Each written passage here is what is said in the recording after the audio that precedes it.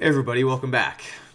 I hope the summer's treating everyone nicely. I am here again for a brief update into the world of current events as it relates to the V cipher, V steganography that we've been looking at since really last year. This is going to go into some of the events that I think we are being diverted away from, by the way, and it involves players like Russia and China, you know, the typical ones that are even in the main headlines. But naturally, what we look at between the propaganda on this channel is what the occult that is being put out into plain sight with all of these stories, with all of the events, is truly telling us.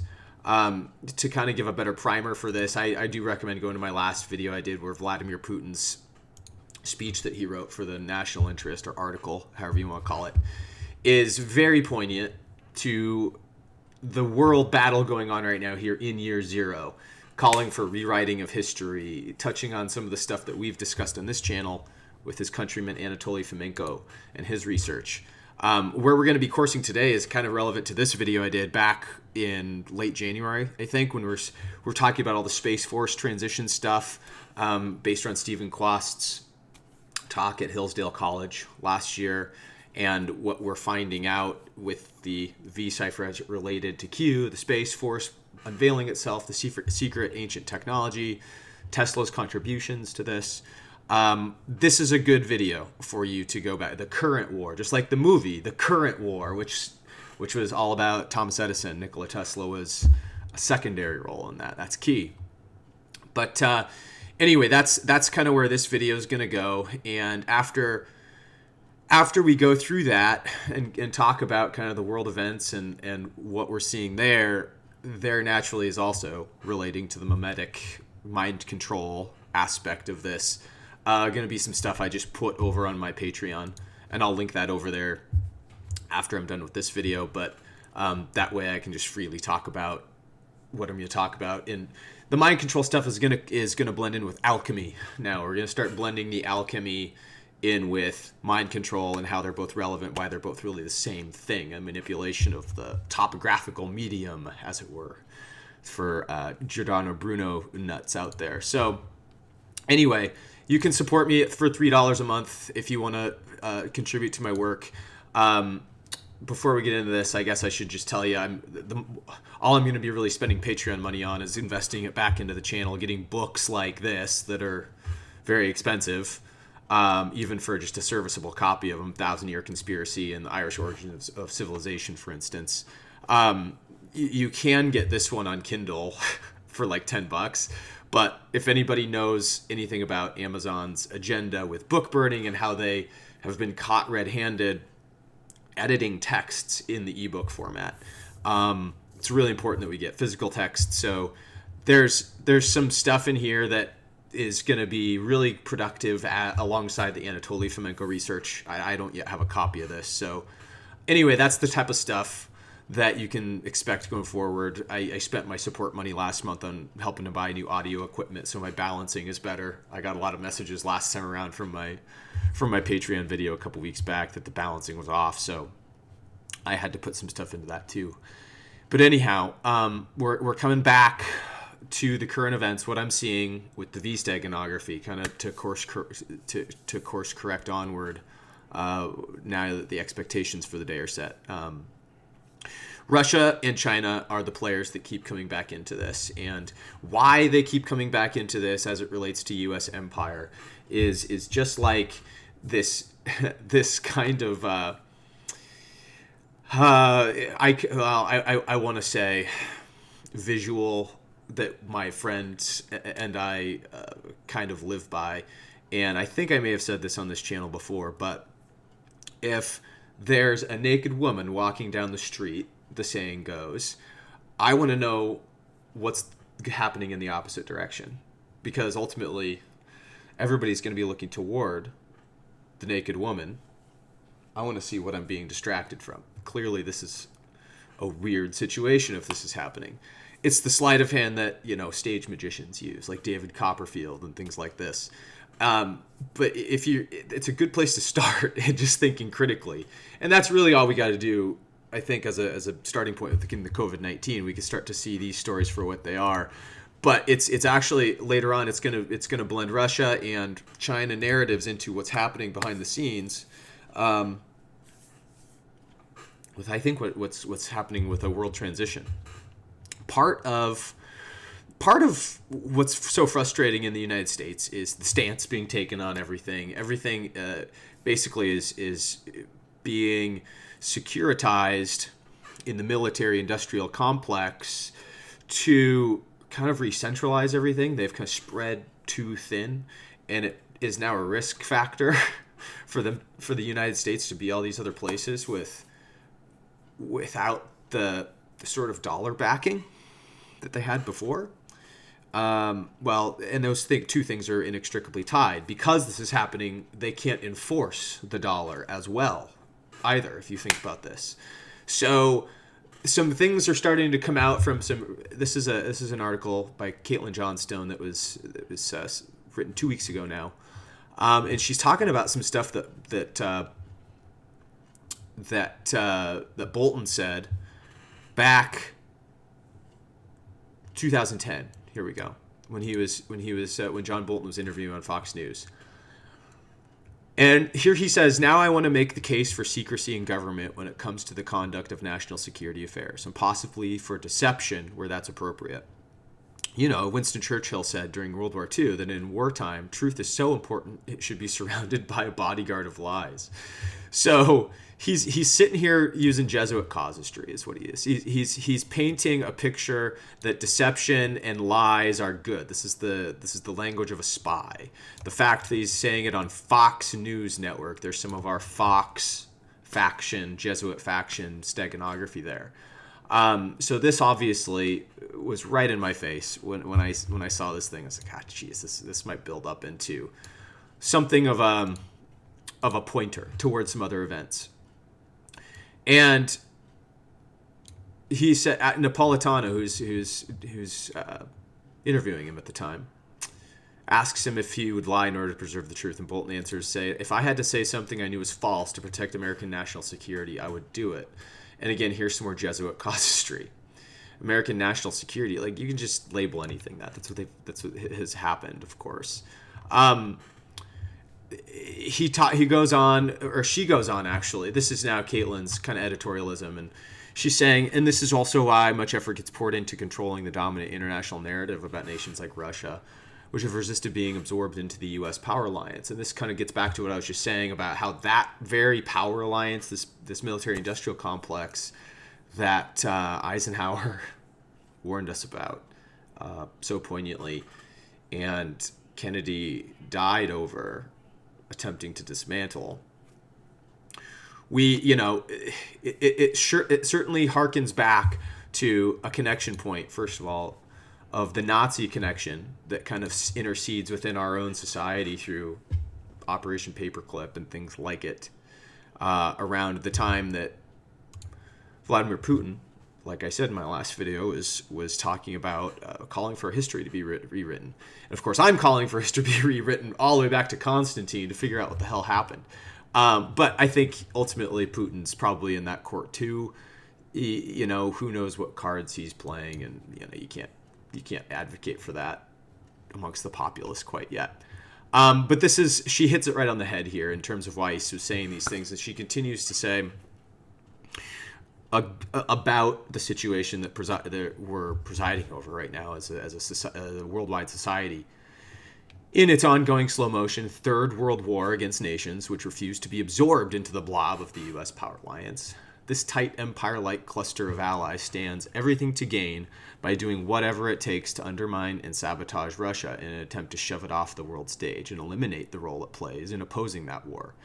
Advancing as many narratives as possible at Russia doing nefarious things on the world stage manufactures consent for the international collaboration toward that end in the form of economic warfare, proxy conflicts, NATO expansionism, and other measures, as well as facilitating a new arms race by killing the last of the U.S.-Russia nuclear treaties and ensuring a continued imperial military presence in Afghanistan. So if anybody wants to know more about the latest on where we stand on this, policy in Afghanistan, by the way, go look up Abby Martin's latest Empire Files video she did just probably 2 weeks ago on the topic to update us on this. This is, of course, all tied to the opium, the new opium wars and all this kind of stuff with the heroin addicts here in the United States. But what Caitlin's really saying here is that these proxy conflicts are not happening in traditional ways. We have economic warfare, which is spilling out into our environment now.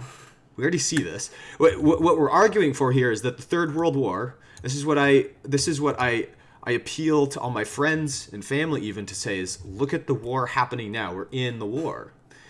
Cyber warfare. It's a psychological warfare. We're kind of, figuring through the milieu of the terms of engagement of this war. And that's what's so important about this V-steganography and what I'm hoping to kind of, get everybody around to prepping their minds for as I make some other content here in the fall around the Z steganography. But it's really important to keep these perspectives that Russia, in fact, has always kind of especially ever since Putin's been in control, right around 9/11, I think 2002 is when he took his seat, his presidential seat, and ever since then, it's kind of, Russia has taken all of the scientific endeavors of the Soviet Union era, even that were done under lock and key, kind of like in the deep state, and publicized them to make them more publicly available for scientists in the inventive domain, and that's vaulted them forward to be able to be in this position to resist that military-industrial complex, but it's causing friction elsewhere. And the NATO expansionism and other measures. So, guys, COVID-19 is part of this. The psychological warfare with the rioting is part of this. The economic warfare with automation being brandished as kind of like the evil in this all, where it's really not. There's false perspective everywhere is what I'm saying. So this is kind of a brilliant analysis by again Caitlin Johnstone that I'll link in the description, that kind of blends in as a bridge from our last discussion to the discussion now, and some other markers that we're seeing that would indicate we are in the current war. Remember this, if you're new to the channel, this is a video I definitely would watch. It goes into like the whole control grid blending from my last season's work last year with the Earth Control Grid Network, which we're also going to get into later today as we talk about the series Full Metal Alchemist and what I see in regard to the Mind Control Network and world events and the current war, just like the movie that came out, The Current War, which is all about Edison and Westinghouse. Nikola Tesla was only a supporting role in that movie. Anyway, the current war is all about that space tech. It's all about the Tesla technology that John J. Trump, Donald Trump's uncle, had commandeered out of the hotel room of the dead Nikola Tesla. This stuff is not new to newcomers of the channel. I would go back and watch some of that older stuff, but to get to these points where we're understanding the V-steganography in the proper noun format for where it lies, there have been several other stories since Caitlin wrote that article that have come up that have Russia now actually not only resisting the U.S. but resisting China. And this is what's really interesting, guys. There could be a similar chain of events that lead to kind of a flashpoint like it did with the Czechoslovakia situation in World War II. We did talk about that in the last video as well. But with China, you have Vladivostok, where Russia is being very kind of, let's say, hyperbolic or flamboyant about certain things. And they have this celebration where they're basically commemorating this 160th anniversary of Vladivostok. And before that, before that 160 years ago, it was, of course, province of China. And they're saying, of course, that Vladivostok, literally meaning the ruler of the East, is kind of a slap in the face. And China's unhappy about this. What about Haishinwai is what it used to be called back before Vladivostok. So this just actually is kind of this microcosmic manifestation of what's going on with labels everywhere in the world. I mean, it's kind of hilarious on one level, because what land belongs to who. It's like, I also ponder on the fact that the Earth is the only true border we have. Everything else is a construct of us, of humans. The only natural border is the Earth's atmosphere itself. So to argue over whose land it was, and this is kind of a manifestation of the why. What's driving all of this, and I point this out because this is kind of how steganography can work too. This may not be a planned plant of V-steganography. This could be a natural representation of the harmonic of what we're investigating into, that the very kind of energy force or energy frequency that can be used with the occult and the V-steganography is simply manifesting naturally here, and it's the same tune. And so we're seeing potentially into the subconscious of why things are the way they are with this news story here. And so it's kind of off the beaten path. It doesn't give us a ton of information. It kind of just shows us there's emotional bickering going on, which is kind of the point. There's this bickering over Twitter that's happening over land. And it's just like it's like this troll culture that we have, this cancel culture. So it's manifesting even between Russia and China now, which is actually hindering their One Belt, One Road initiatives. We also have over here in Natural News, Mike Adams, who I disagree with actually entirely, just like I do with Joseph Farrell on their representations of, differentiating cryptocurrencies. They put Bitcoin into the bucket of everything else, even, that kind of a thing. He's in that camp. But generally speaking, I think it's like the only thing I totally disagree with him on. He's definitely got some good contributors on his site too, and this is kind of disturbing, to say the least. If you read through this, I'm not even going to read through this. The headline reads kind of all you need to know. China was caught providing automatic weapons to Antifa and Black Lives Matter, so the story shows. As you can see, the number of weapons is suspect.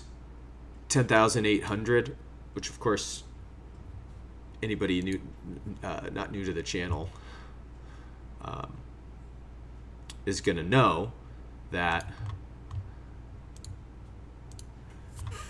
we have... Sorry, I should have had this pulled up.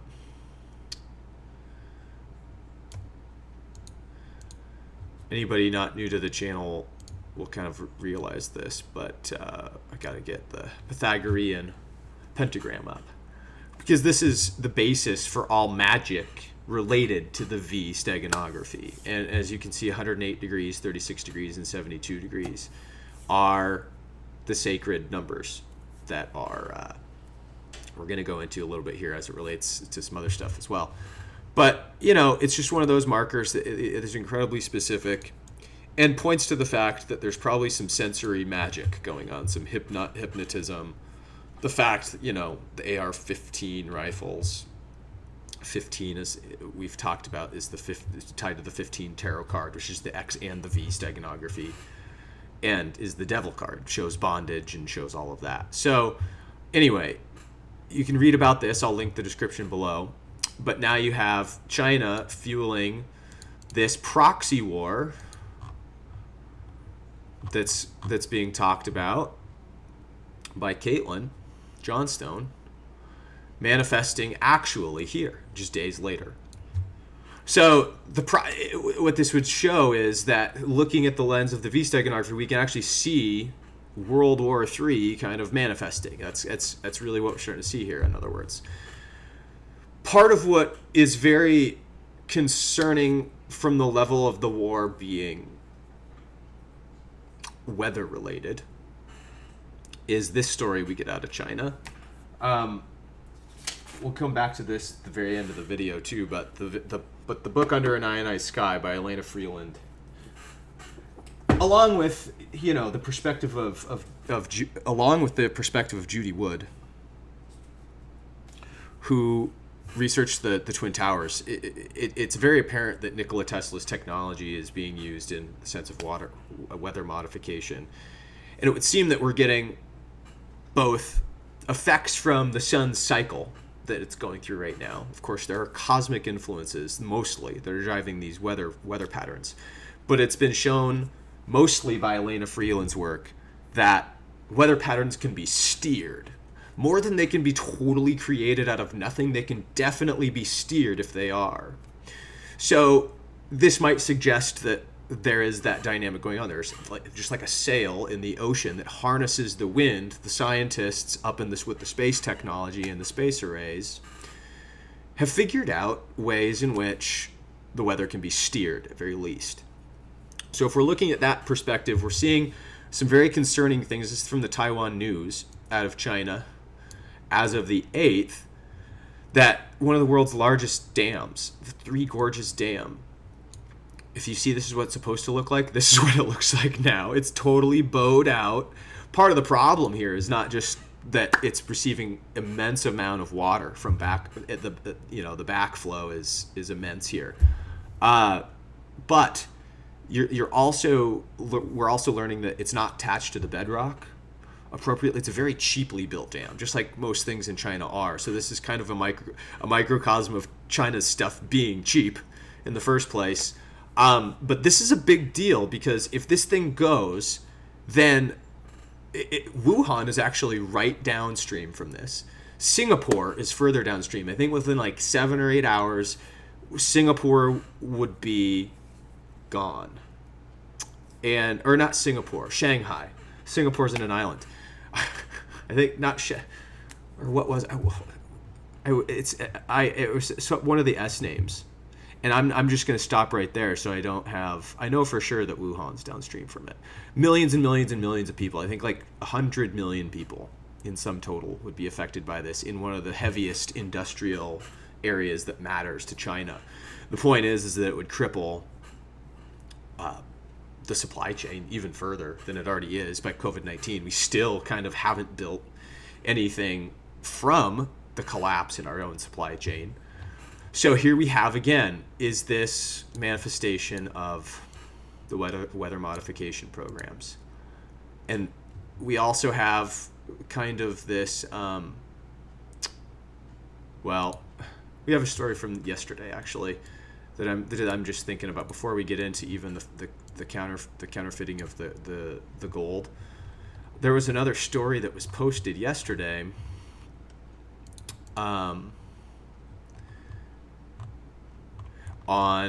Here it is, on Zero Hedge, about the heat dome. So we've got flooding going on over here, which we've had in the United States too. Like in 2018 was the year of the flooding that just totally wrecked the crops. They had, I think, the hashtag no plant 2018, and then they had no plant 2019 as well because of really severe weather. But this year, we've got something different. We've got this heat dome, and this was actually credited to Elias Marat at the mindunleashed.com rather, but I saw it through Zero Hedge aggregation. This is interesting because actually down where I'm at, it's going to be 121 degrees possibly within the next week, which, I mean, it's sweltering, but I don't know if it really feels any different than what I feel, honestly, with 115 every day as it is. But it might be like Palm Springs even that gets those temperatures. I don't know if it's specifically going to be me, but you get the point. There's something going on specifically I want to point out too, and why this matters. China. Yep. And specifically where I'm at, there seems to be this concentration of news around Arizona.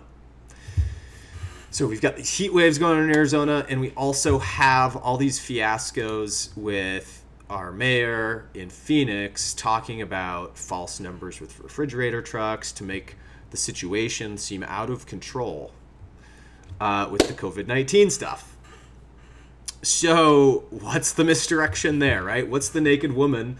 This is the, not to say she's the equivalent of the naked woman the situation is, but, what is it that everybody's being distracted by? Again, everybody should look away from that situation running down the street, look the other direction.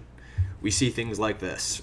I think I brought this up last time because this is at the end of June as well, same day that Caitlin Johnston released the article, but 83 tons of fake gold bars were found to be, gold foil lined on the outside, but the actual bar on the inside, though the same weight and density that it needed to be, was not gold. So there's this counterfeiting scandal going on in China. It matches up very, very keenly to another event that happened last year with some gold ledger snafus here in the United States as it related to China. It was basically the exact same amount of gold, and I attempted to search and find that article to compare it, but I couldn't for the life of me this morning find with the search terms I was putting in. So maybe if one of you guys out there finds it, that's what I was looking for. Plus, you've got the British court refusing to release gold to Maduro. Of course, Venezuela. Venezuela is key to me on the V steganography because it's the highest concentration of oil, and it has something to do with Bixweir's Road to Ruta theory and the black oil seeds in Ruta's hands in the comic book that we've talked about. But they're in the news too, as of a couple days later. And so Maduro's been one of those people that is trading actually in crypto internationally with other countries, including Russia. So you're starting to see some stuff happening. And I'm going to point back to the fact that in Arizona, we were back when the curfews were going on for the riots. This is the map I'm going to show everybody from back then, at the beginning of June. We were the only state to completely lock down. Only state to completely lock down. Now we seem to have all of these distractions for high COVID-19 rates, and so really going to argue the rates of them. It's just how the statistics are reported is kind of faulty. It's not the actual numbers of the statistics. It's the interpretation of what the statistics convey that is faulty, and that's the propaganda with all this. I would never, claim anything other than that. So this is all related to the Road to Ruta theory as well. The Grand Canyon conspiracy with the gold, the hermetic gold being there. We've talked about this in a lot of these videos here.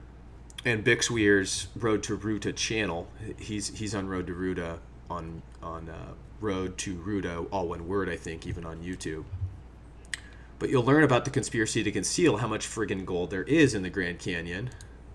And, of course, how the Chinese play into this. You've got this unsolved cryptogram mystery of these requisitioned gold bars. These are in a museum. They're allegedly issued to General Wang in Shanghai, China in 1933. These gold bars appear to represent metal certificates related to a bank deposit with a U.S. bank. The gold bars themselves have pictures, Chinese writing, some form of script writing, and cryptograms in Latin letters. And this hasn't been deciphered yet. All of this appears to be, right? There's no Rosetta Stone to figure out what the heck this is all about. Not surprisingly, there's a dispute concerning the validity of the claim for the deposit, because the deposit looks like it's in excess of $300 million back then in that time frame's money, back in 1933, $300 million. So here are the different cryptograms. They seem to indicate something with the Grand Canyon here, right? And then they seem to indicate this very curious pattern where you find on the cover of The Economist magazine. And since these are cryptograms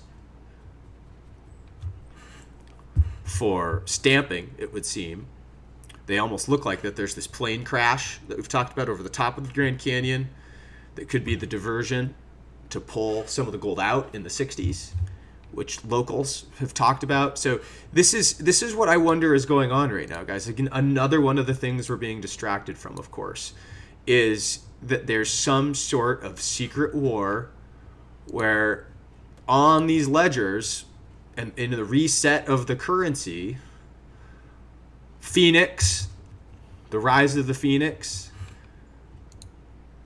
the Phoenix mayor diverting attention to this catastrophic scenario when hospitals are then calling in saying, no, she's lying.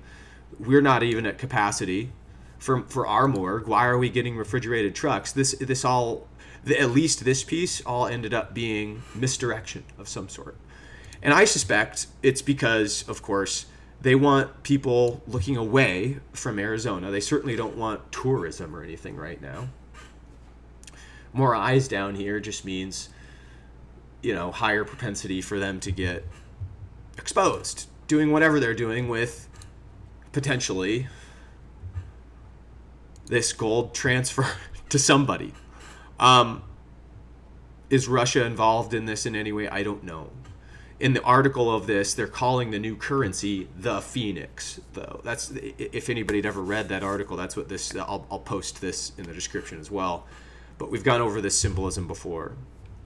And COVID-19, of course, has a lot to do with this too. 10 cent, the 10-cent coin, but the news organization 10 Cent seems to be the one exposing in China the actual numbers of the COVID-19 infection rate originally before the internet was shut down in China. So, guys, this is all the stuff that, remember, I'm only pointing to it so you guys can see the pieces of the war being played behind the scenes. It's not an overt war, it's a covert war. And that is, again, the clues that we're going to find in the current war. The current war is about the currents, the electric currents, the space technology, therefore.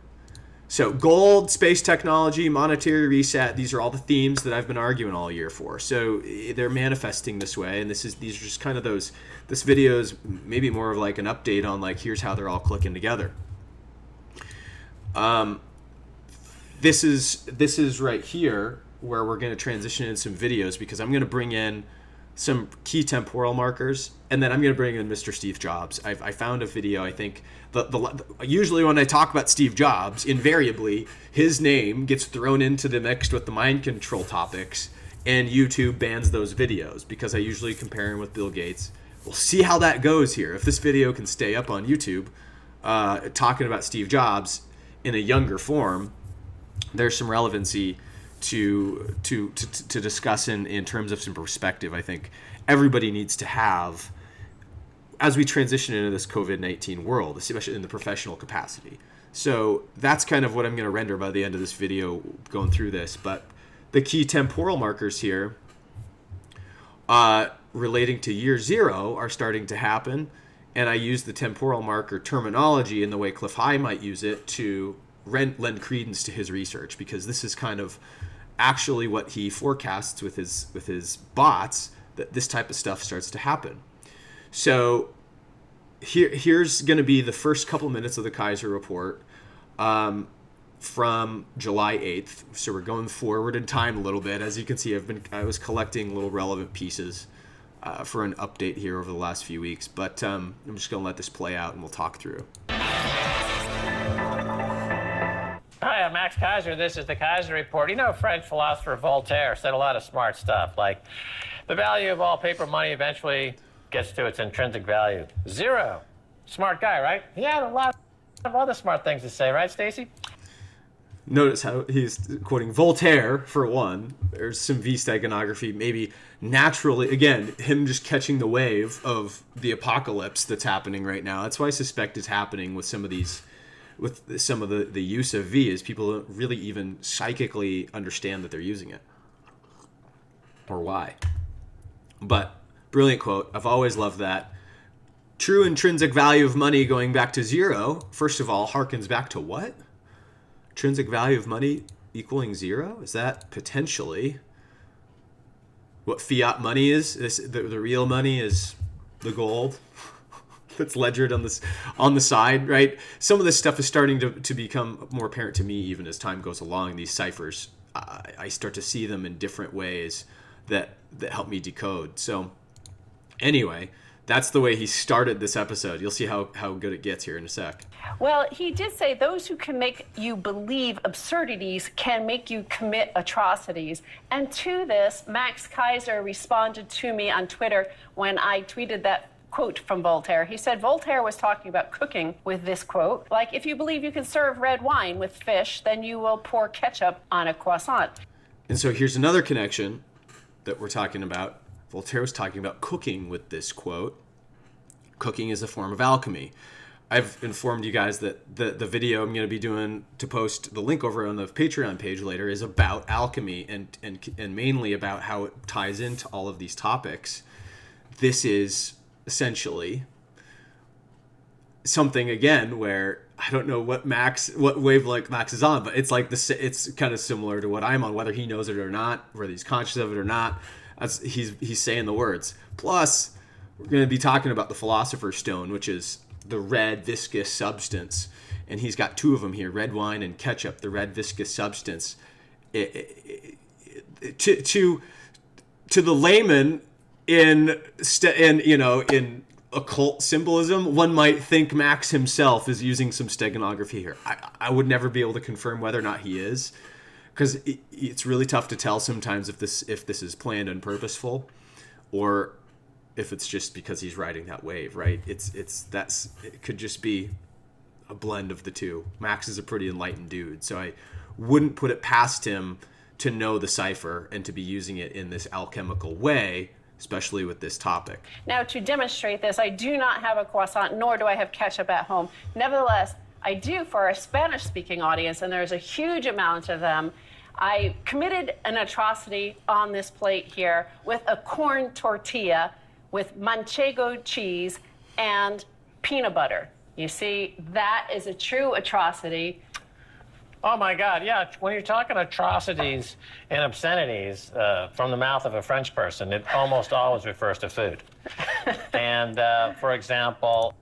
So he goes off and talks about some food for a minute here, but Stacy comes back with the point here later on. And I use that as an analogy to look at the global financial, monetary, and political system, how they all collide together. That is, she brought it back to the point after he rambled for about 40 seconds about how the global financial system is just like these atrocities that are being committed with these snafus in cuisine. Now, you and I, in the last episode, we talked about the flag burning that happened in Washington, D.C., and this new ideas coming up, this new revolutionary or counter-revolutionary change where, Trump had said, make America great again. Hillary Clinton had said America is already great. And now the young people are saying America was never great. So into this mix, what is happening, I think, is a good explanation from Matt Taibbi. YearZERO, on America's birthday, celebrating the corporate-sponsored revolution. Okay, and this is where it just got crazy for me on this episode. I watch Max Kaiser on the regular, but it was too good. YearZERO gets talked about here all of a sudden. Here's that temporal marker I was talking about.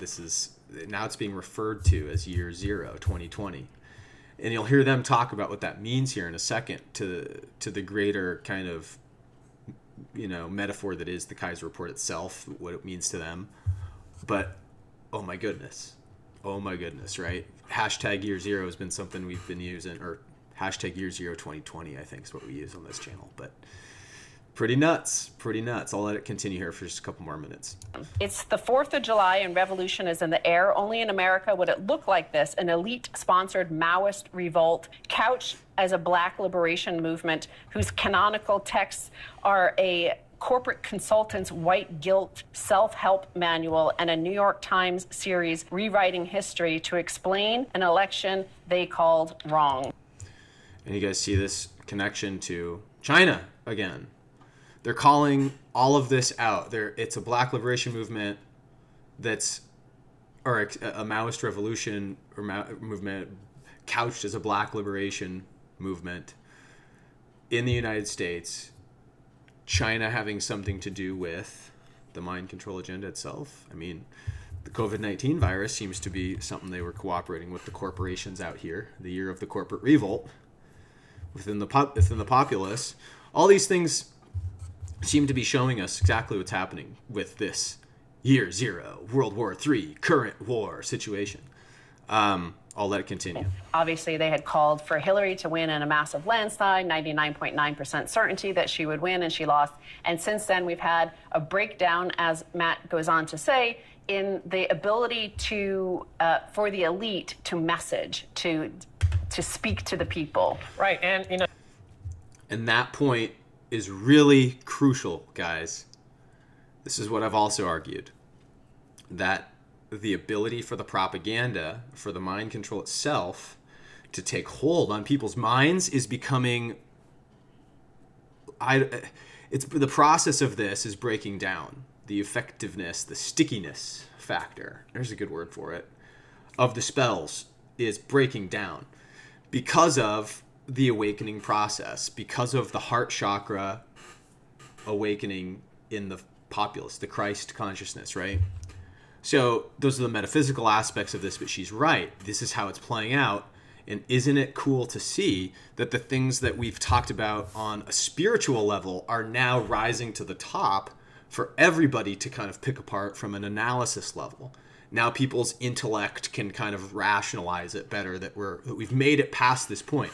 This is to me good news, that the war that's being fought is worthwhile, that it is a spiritual and a psychic war. Wetiko, as we've said, we're kind of going to go into that after the Steve Jobs, when we get to the Steve Jobs component. But really good news, guys. Like this is ultimate hope that we should be having, because if we can just make it through these transitionary processes, it'll be worthwhile, bioweapon or not. So we'll continue. Now, he mentions corporations there, and the influence of corporations in all of this mess of political speech. And, you know, like, I never understood this guy Kaepernick, the football player, the quarterback. You know, he was always basically working for Nike, right? And Nike really orchestrated that whole take the knee thing. And here again, if to the kind of layman onlooker in the occult, one might think perhaps Max is onto something here with his occult messaging. Nike is one of the representations of Saturn. NASA is a representation of Saturn. You know, Saturn, the Saturnian, satanic, Wetokian energy that manifests and possesses people demonically, had gotten Colin Kaepernick. What does that say about what Max Kaiser is saying? He's either riding that wave perfectly, again, just carving the crap out of that wave as a master surfer, or he's planning on saying some of this stuff. And his name being Kaiser, you know, I've thought about this. He could be very well. I mean, his bloodline lineage, he's admitted is part of Billy the Kid, and that whole legend. Like Billy the Kid is one of his ancestors. So it's interesting. What faction does Max belong to, right? Probably not the Fox faction. Either way, he's with the Green RT. Real Truth is how I interpret RT. So anyway.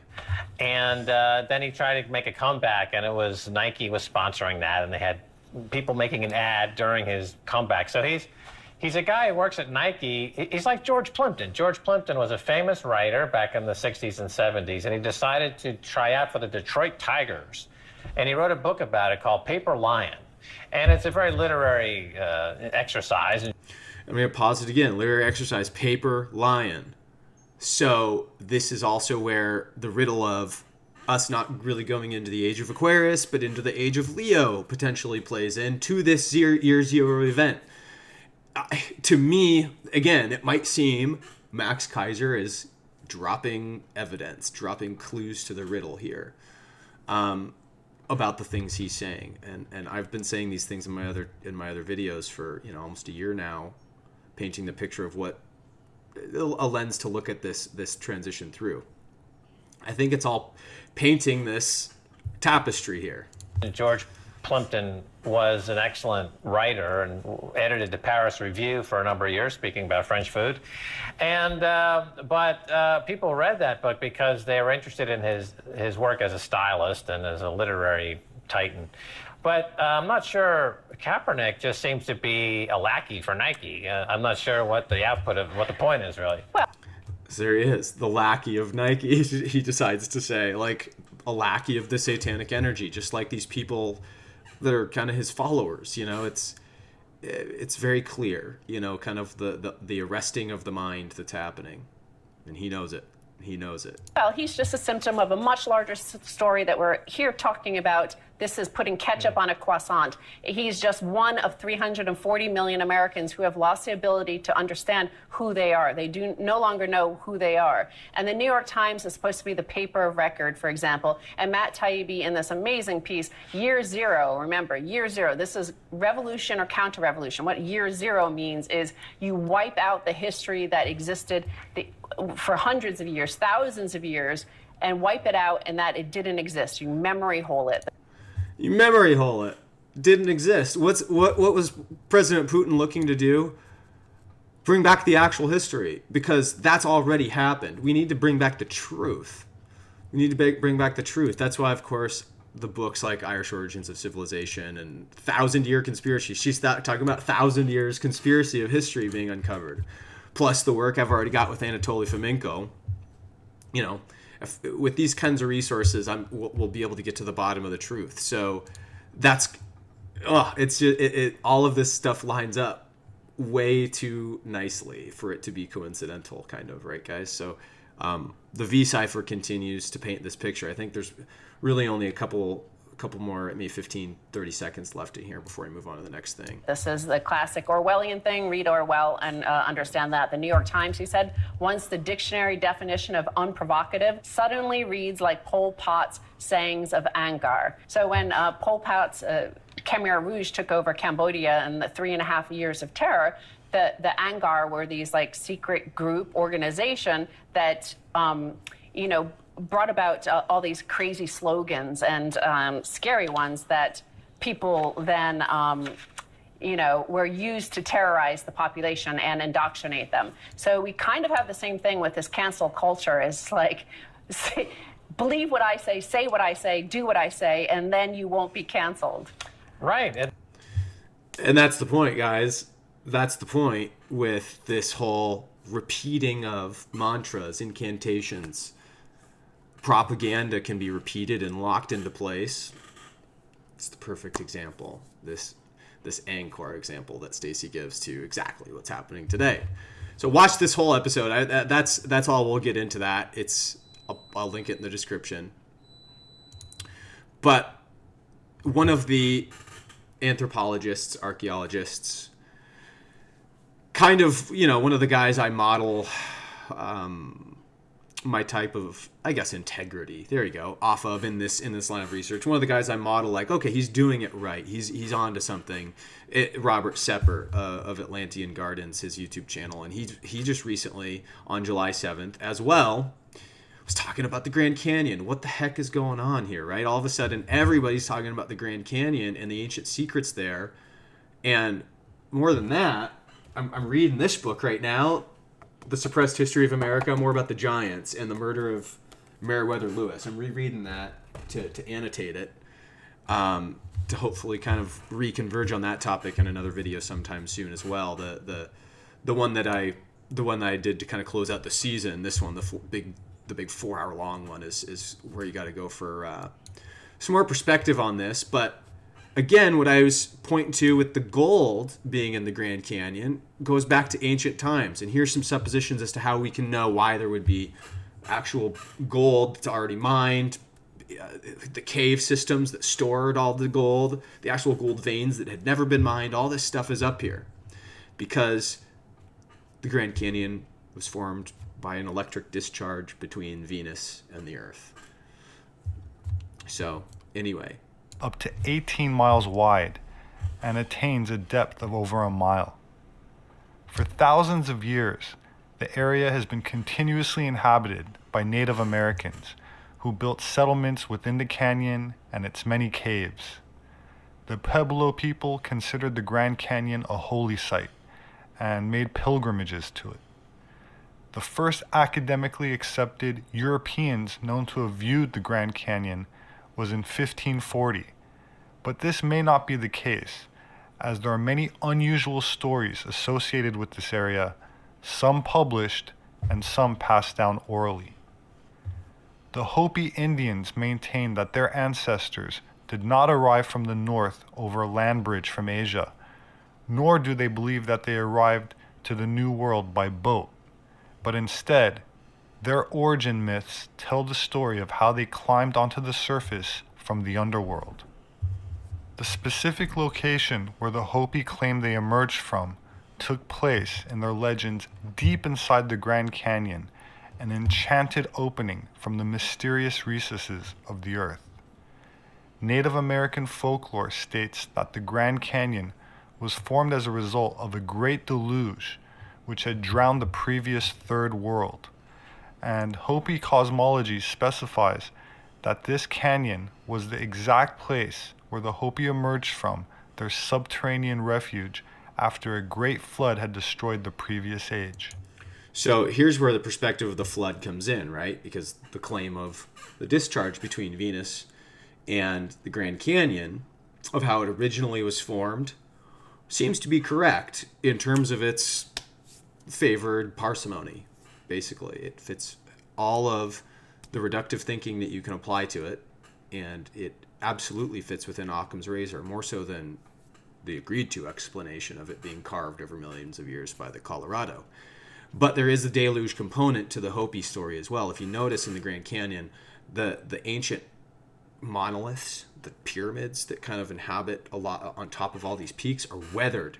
They're weathered as all heck. And so what seems to maybe have happened is that discharge event was more ancient, of course, than the flood event.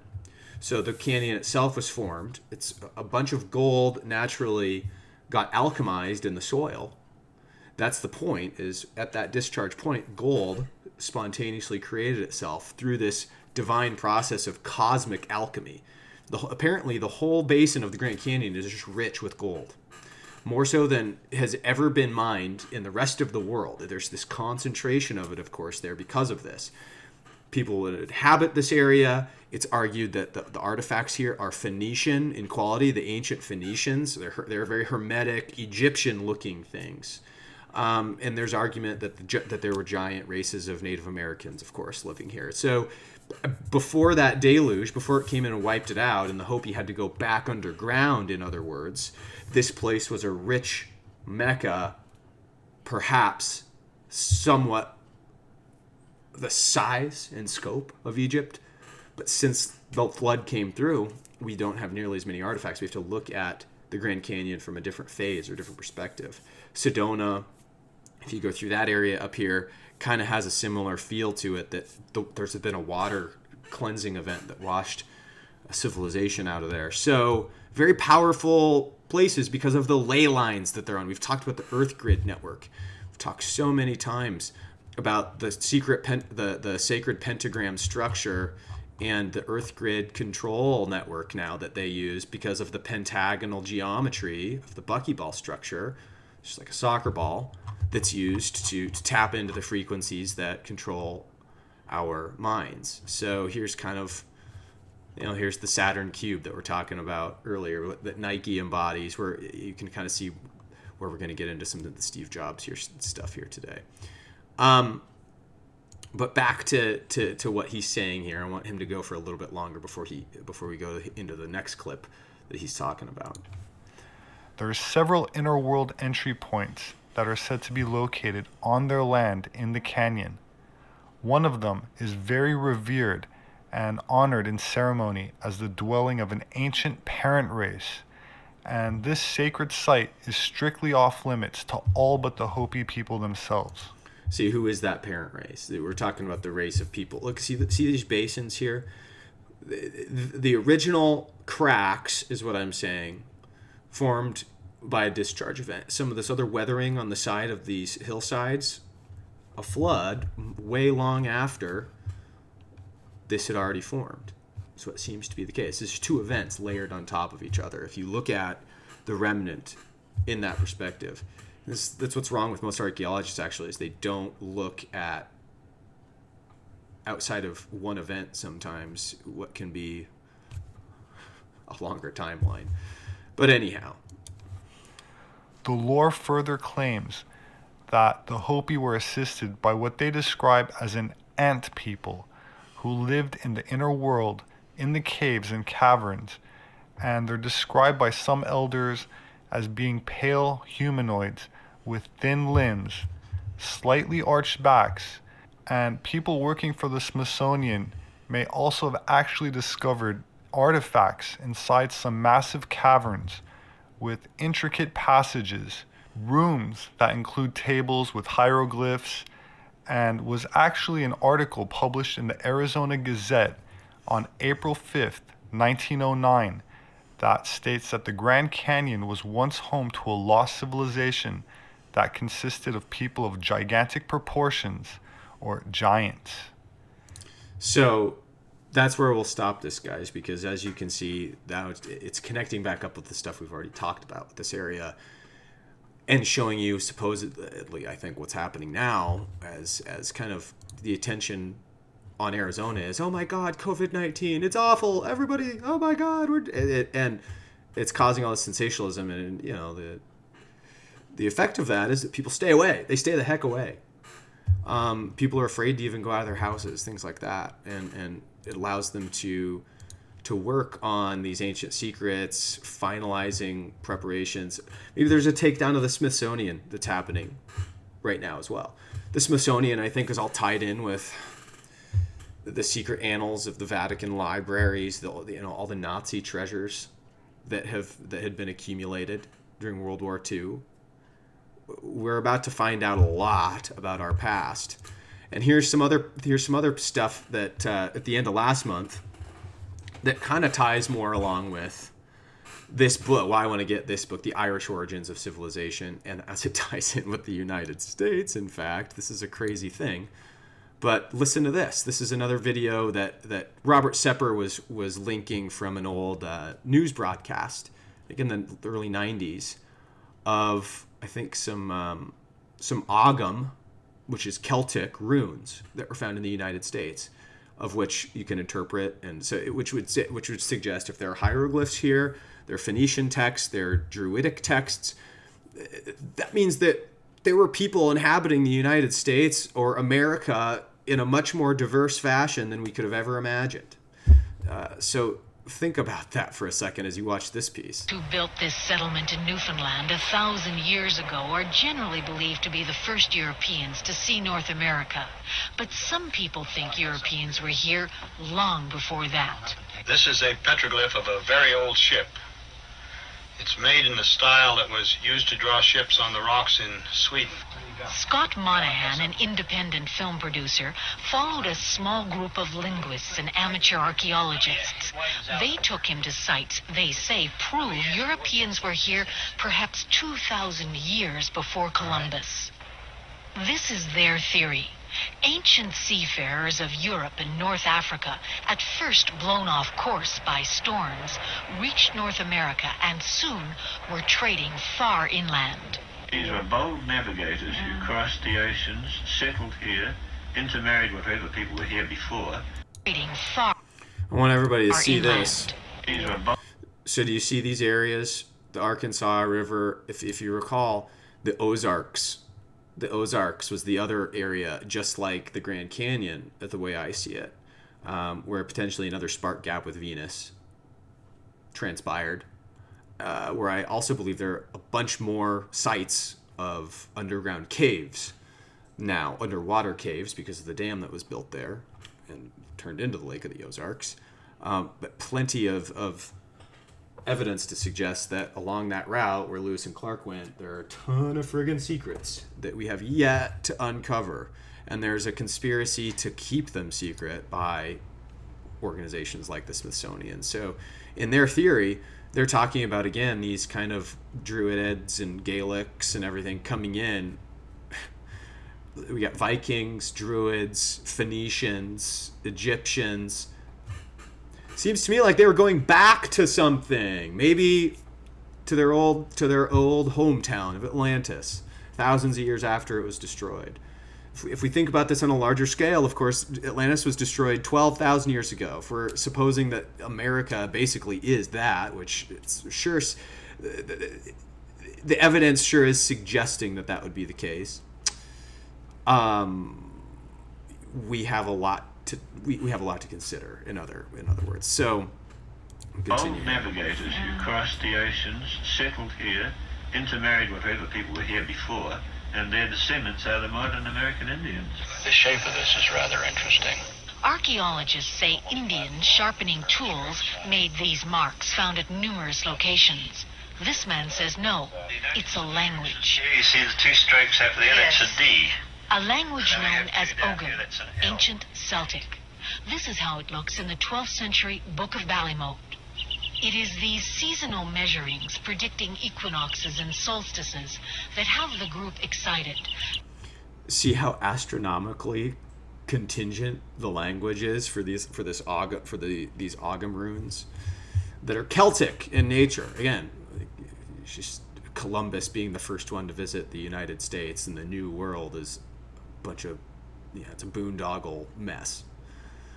We'll dive into, I think, that whole conspiracy and what Napoleon had a part in playing as well in the whole history truth.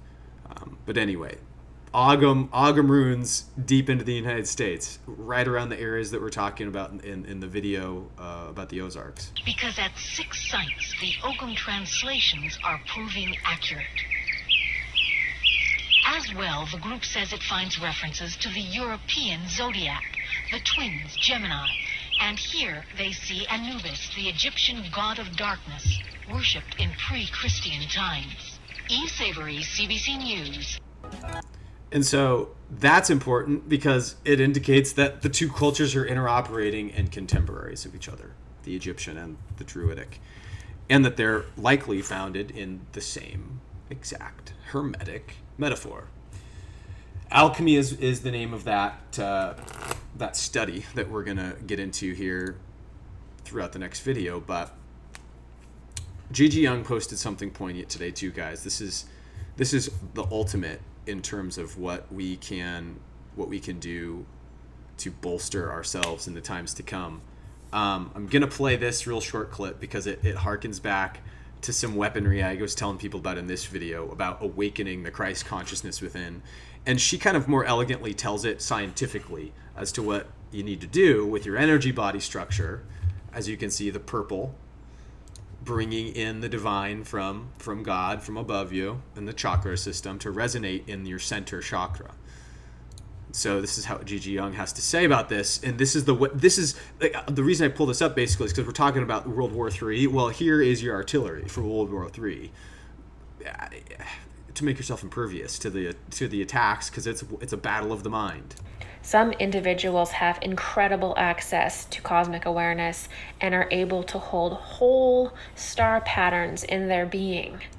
Remember how important star patterns are astronomically, as they are the imprints of magnetism that affect the very energy body of the person, the bioelectric field, as it were. So hold it. This is why in the Hermetic sciences, by the way, certain patterns meant certain very significant events because of the events that transpire. It's the study of cycles, and it's the catching of the wave itself. You as a person knowing when to identify with a certain star template as to how to react to that wave. You'll know how it sloshes. You know how large it's going to be. You know how much force it's going to come down with. That type of thing makes you the master surfer.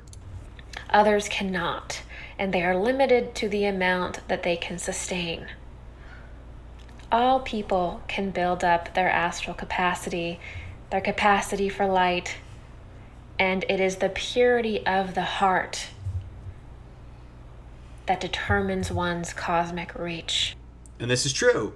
The heart determines how far into the truth, basically, is all she's saying. Cosmic reach just means how far into the darkness, into the truth can you go, because you have ultimate light embodying you. There's no darkness that you can't penetrate. And that's what we've been talking about this whole time. Forgiveness, compassion, courage is the yellow that we've also encouraged to get to hear easier. But of course, we don't want to resonate for sure with the envy, with the jealousy, with the greed, because those things are also the green energy relating to the money, and the money is getting turned upside down, sure enough. So this in these war times, as the COVID-19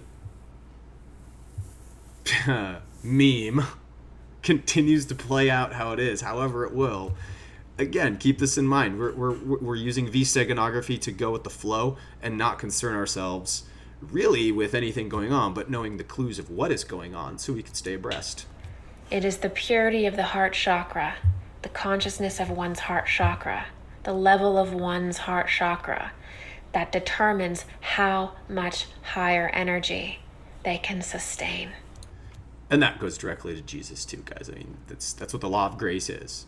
Ultimate grace. I mean, you got to see Jesus for what he was, with his heart chakra being so open and powerful, that he was able to transmute all of this stuff in that time. And that's why in the book of Revelation, the very preparations of his teachings were so pointed to use as your artillery in this time, because it's all playing out more or less how prophecy kind of would dictate. So another concept I really wanted to drive home here, this video, as it relates, is why it's also important to drink your water. Drink your water. Where is the pentagram?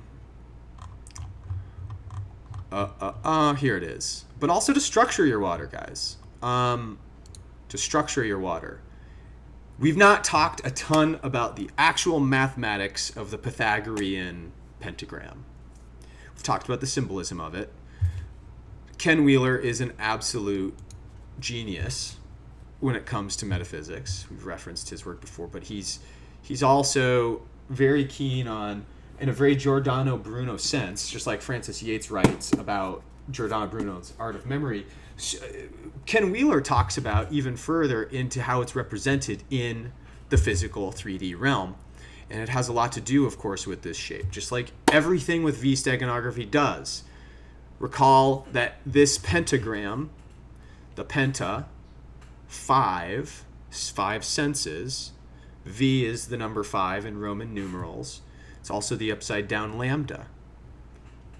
Lambda being measuring wavelength, measuring the divine. If we go to my imagery that I always use, the V is the root chakra reversed. All of this, making everybody at the bottom of their pyramid, their Maslow's hierarchy of needs, in other words, their security, their food, their money. It's hijacking. And then, but they do that by hijacking the good aspect of the lambda in the heart. And this is the battle we fight with the chakra system and the twin serpents. Penta. The serpent is to be 5, to be the number 5, to be a man. We are creatures of 5 senses. Man, woman, we are creatures of 5 senses. So that's what the serpent represents, to reach the top and download the energy from God in that purple frequency. Why the energy body here is correctly represented. To unlock the heart chakra. All of these things are important to know why they exist in the template that they do as it relates to Pythagorean geometry, Euclidean geometry. Pythagorean math in Euclidean geometry, let's say. And Ken Wheeler will talk about how this very structure factors in with water and how memories are stored in water, and how memories then potentially, using this same structure reversed, as we see the upside down pentagram, how this very structure can be used against us in our memories. And we'll talk about that after he speaks to what water is and how memory is stored. So, everybody, Ken Wheeler. Their actual nature should be based upon their charge geometry, which is also, too, why I have this tattooed on the top right of my hand. This is the geometry of water. Notice this triangle is but a tertiary, or he actually says the word in his talk, I think. But as you can see, there's 1, 2, 3 of those triangles that make up the pentagram, the divine pentagram. And the math is all the same. The 36 degrees, 108 degrees, and 72 degrees all play a part in terms of the V or the lambda. Turned upright, you get a perfect lambda. Turned upside down, you get a perfect V right here, right? If it was just shifted downward.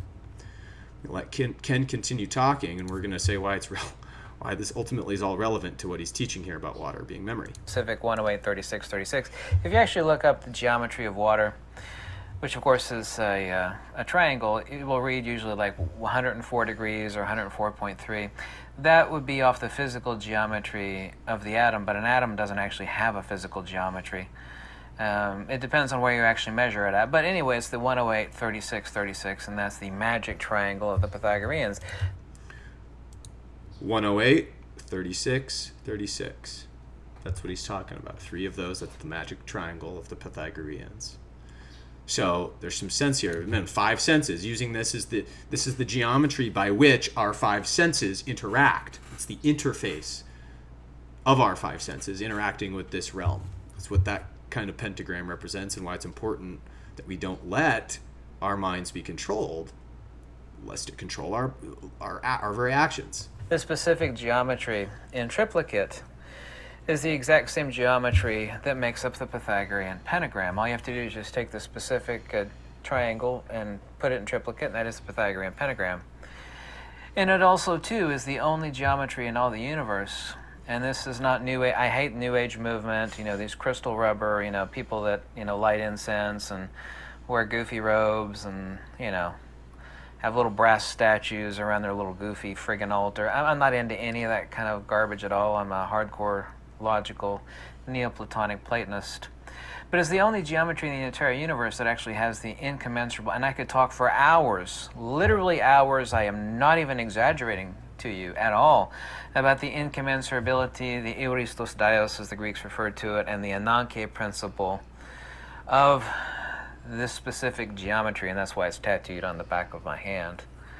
But that also, too, is the geometry of water. And it is undeniably the case. Of the countless thousands of people before me have said that, well, memory is in water. Well, what the hell does that mean? Before he says what the hell does that mean, incommensurability just means that there is no nature by which you can measure the thing by. So there is no other reification that can happen other than to represent the geometry as such.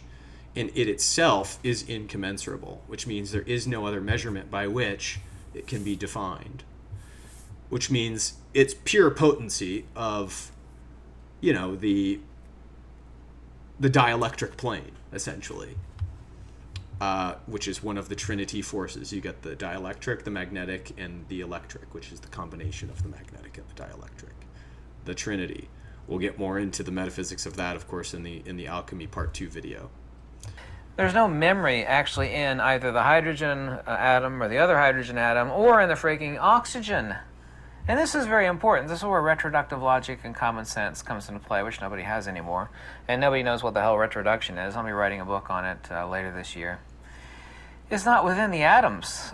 These are the 3 components that actually make up the water molecule. Yes, well, that's undeniably so. Every scientist and every person on Earth, well, yeah, that's what makes up water. Well, there can't be memory in the actual atoms themselves. That's not the case. It's just like, and a perfect analogy would be a hard drive. I'm kind of like a guru on hard drives. We actually encode binary data into, and it's not a ferrite surface. Old hard drives had ferrite surfaces that the heads would actually encode binary into, 1s and 0s. But it's not part of the substrate surface of a hard drive. That the data is not there. It's the encoding of the structure itself, and the same is true of where the hell is the memory in water. The point that I'm getting at is not in the oxygen and it's not in the 2 hydrogen. We actually take this down the road of something that must follow Occam's razor, that must be both logical, sensible, wise, and is irreducibly and retroductively valid. And before we get too far away from a point he just said about 15 seconds back, what he's really talking about is how steganography works as well. There's no actual encoding of the memory locally in terms of, I don't have these memories about how I'm getting insights stored inside of me. It's in the Akash. It's available as God's archive, essentially, for anybody to interpret. It's to open up that channel of interpretation that encodes the data that you can read from God's hard drive. Because like what Ken said, the memory storage is very holographic in nature, in other words. We're going to get into that here in a second, but the holographic nature of where the memories are stored is important to understanding the holographic nature of the mind control also being used with this structure. And remember how Venus factors into it. Venus has the perfect pentagram orbital pattern with the Earth. And it was the thing that created the Grand Canyon. And, so you've got the Philosopher's Stone being the thing that can transmute any substance into gold by way of this substrate memory, this metaphysical memory that Ken's talking about. You see how these concepts are applying together? Well, driving this home, everyone, I'm going to bring Steve Jobs back in here, and again, I'm kind of getting this video pulled down, but there's a different way about which the world is going to operate. And I went back and I pulled up a 1991 talk that Steve gave at MIT to broadcast, again, how we should approach the current war. And how, if we're not miring ourselves in the battle itself, how there's actually tremendous opportunity to break free from the slavery of the money system and created a better way. And Steve Jobs embodied that with his venture of NeXT Computer, where he spent his time after the Apple Corp. And here's their logo. Keep in mind, everyone, this is a perfect thing to bring into the fold now, because there's V steganography in his very endeavor at NeXT. If you notice the Saturnian box and the Merkaba that's hijacked, the Merkaba heart chakra that's hijacked, and Steve has always been able to point at raising awareness that that's the most important thing, and that our communication, our throat chakra is at the bottom, and that somehow we're being bitten into, like our very atomic structure that resembles an apple is being bitten into by some outside force like Wetiko, which now, after the Apple Corp, after the breakup, it was a very weird breakup that he had with the Apple Corp, he went to NeXT. And he seems to be showing us V steganography here. The letter E is the only one, of course, that is lowercase. So we need to look at that. I mean, this is what it looks like in the video itself. You see even NeXT. It's the fifth letter of the alphabet. There's your V steganography right there. We need to look at this from a perspective of V steganography. X marks the spot, the cross that Jesus symbolizes, and the heart chakra itself, represented by the Merkaba. We know then what he's talking about with this as well. He's telling us even the purple-pink energy to draw in from above to embody our energetic field. And in addition, he's telling us that this can also be looked at like a Z, if you kind of look at it. The Z steganography, which we're starting to get into. Ahriman is represented by Z itself, which is the force that's using the Wetiko energy, the Saturnian energy, to hijack the Merkaba. Here's the glyph that kind of embodies all of this. This is that energy. And why is Steve Jobs showing us the black cube? Well, because we can use the V steganography to break out of this with our creativity, is what he's saying. It's all he ever wanted to do at Apple. The box, the NeXT box, the physical computer box, was a black cube that famously had a marketing story run because the black paint was coming off of it upon delivery to people's houses. They were getting all pissed. It was the black paint was not permanent. It was scuffing off of the machines, off the monitors.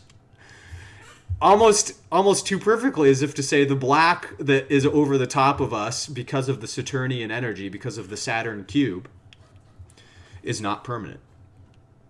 Notice also, everyone, that the E also essentially harkens back to the symbolism on the 10-cent coin and the very Chinese ciphers we're talking about earlier. It's all there. It's just not quite enclosed in. But that's another very key font choice with this type of font for letter E, where it's a perfect circle otherwise. So these are all the things I want to show you about Steve Jobs' time at NeXT, and we're gonna talk about how transformative in 1991 this talk that he had was, and how, again, I don't know if Steve Jobs is dead. Is that going to get me kicked off of YouTube? That very statement. The one that the other ones that are getting kicked off of YouTube that regard Steve Jobs and Ozzy Osbourne, those are linked over on my Patreon channel as well, in case anybody's new and they're wondering what that's all about. But that's kind of the primer I'm going to give you guys to go into this. That's the V steganography he's using with his messaging of his logos yet again to hopefully gain hold in a mimetic way, so where we can give ourselves answers. So 30 minutes into his speech here, I'm going to show a few minutes of this, and then we're gonna digest along the way. There are only a couple minutes of clips, and then we'll kind of work toward closing out this video with some passages I'm going to tie it all together with in some books I've prepared. But here's Steve, one of my favorite people, and clearly a Christ consciousness purveyor. Mac, or in the case of Windows, adopt what's good about the Mac. Same thing's going to happen here. We believe very strongly that the benefits from these object-oriented environments, not only just rapid development, but a much richer user environment. If you use a NeXT, it's a lot nicer than a Mac or a PC, even if you never developed an app. Other environments will absorb some of those breakthroughs, and more people will use NeXT. Oops. I just messed up his little... Even if you never developed an app. So I'm going to repeat about 10 seconds of that because I messed up the tracking. But essentially what he said was that in 1991, people like Windows, his ever-going battle with Bill Gates and Microsoft, right, was one of software. They wanted to totally control the software. Steve Jobs realized, nope, we need to make this stuff open source. He starts talking about this terminology, app. Nobody knows what an app is back then. They don't have an interface like iOS. But NeXT was the software he created at NeXT. By this time, it was about a 5-year-old company. And notice how he's also wearing his famous black turtleneck by this point in time.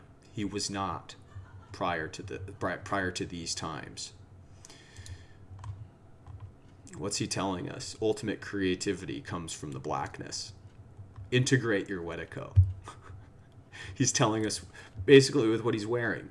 He's very purposeful about what his symbols are. But to give everybody a little bit of perspective here, next step, the application environment that he's talking to MIT about in 1991 is the very underlayment of iOS and their App Store environment today. Quick, deployable software development packages that could quickly go out to the public, quickly use object-oriented tools to develop custom apps based on other people's, open source code that they could grab from like GitHub environment or whatever. That didn't exist back in. He was attempting to the audience, the brightest individuals among academia, graduate students at MIT. He was attempting to get them to grasp this concept, and it was blowing their minds. It's much like how the internet is treating blockchain technology today. There's this jockeying for understanding. Yeah, but wait about this. What about this?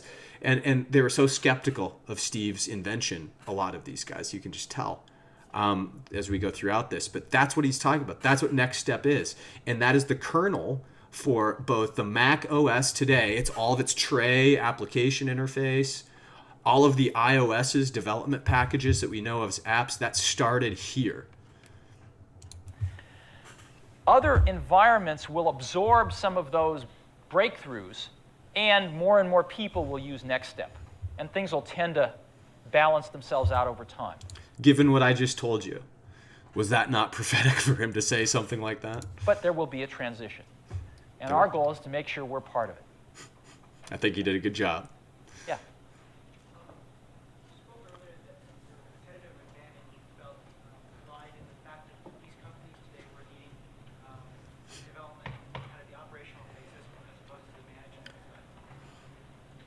Many companies, though, or some perhaps, outsource their development. How does this change your business strategy? Good question. If our business strategy says that we do a lot of things well, but the question the guy asked was if they're outsourcing a lot of their sales environment, if a lot of the competition is doing it, how do they respond, basically?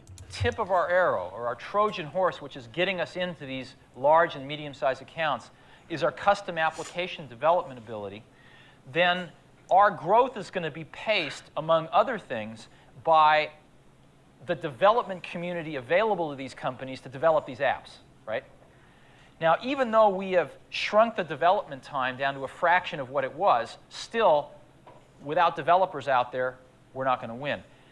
Fortunately, most companies have really increased the staffs of good people in their IS departments dramatically in the last several years, last 4 or 5 years. There's now really bright people who know something about computer science in IS departments. And most of the industries we talk to, whether they're healthcare, financial services, even law enforcement, places like that, have on-site developers in their IS teams. If not, there's starting to become a lot of VARs and people out there that we're using in LA or in New York, where I just was. We probably have about 10 independent third-party companies helping parts of Wall Street develop things. So I think that's not going to be a stumbling block. My personal opinion is the number of people in applications development is shrinking. It exploded in the 80s with PCs, but now that industry is consolidating. It's consolidating down to very few companies, and there's a lot of excess people out there. A lot of excess people out there. So you see what Steve is basically saying is, yeah, they're going to have VARs, value-added resellers. They're going to have people sell their product, but what they really need is creative developer individuals unlocking their own creativity, which always seems to be his mantra through all of his logo designs that he's been a part of approving or designing himself. But he's saying that it's creating this glut of people. Now they don't have anything to do because back in the 80s, software development became centralized. Windows centralized all of it. Big gripe, centralization versus decentralization. He's talking about it back in 1991, helping Wall Street with their applications. They're trying to centralize. No wonder he wants to get into Wall Street applications, because he wants to decentralize the banking. The iPhone is this big big hardware necessity if we're going to go into this crypto future.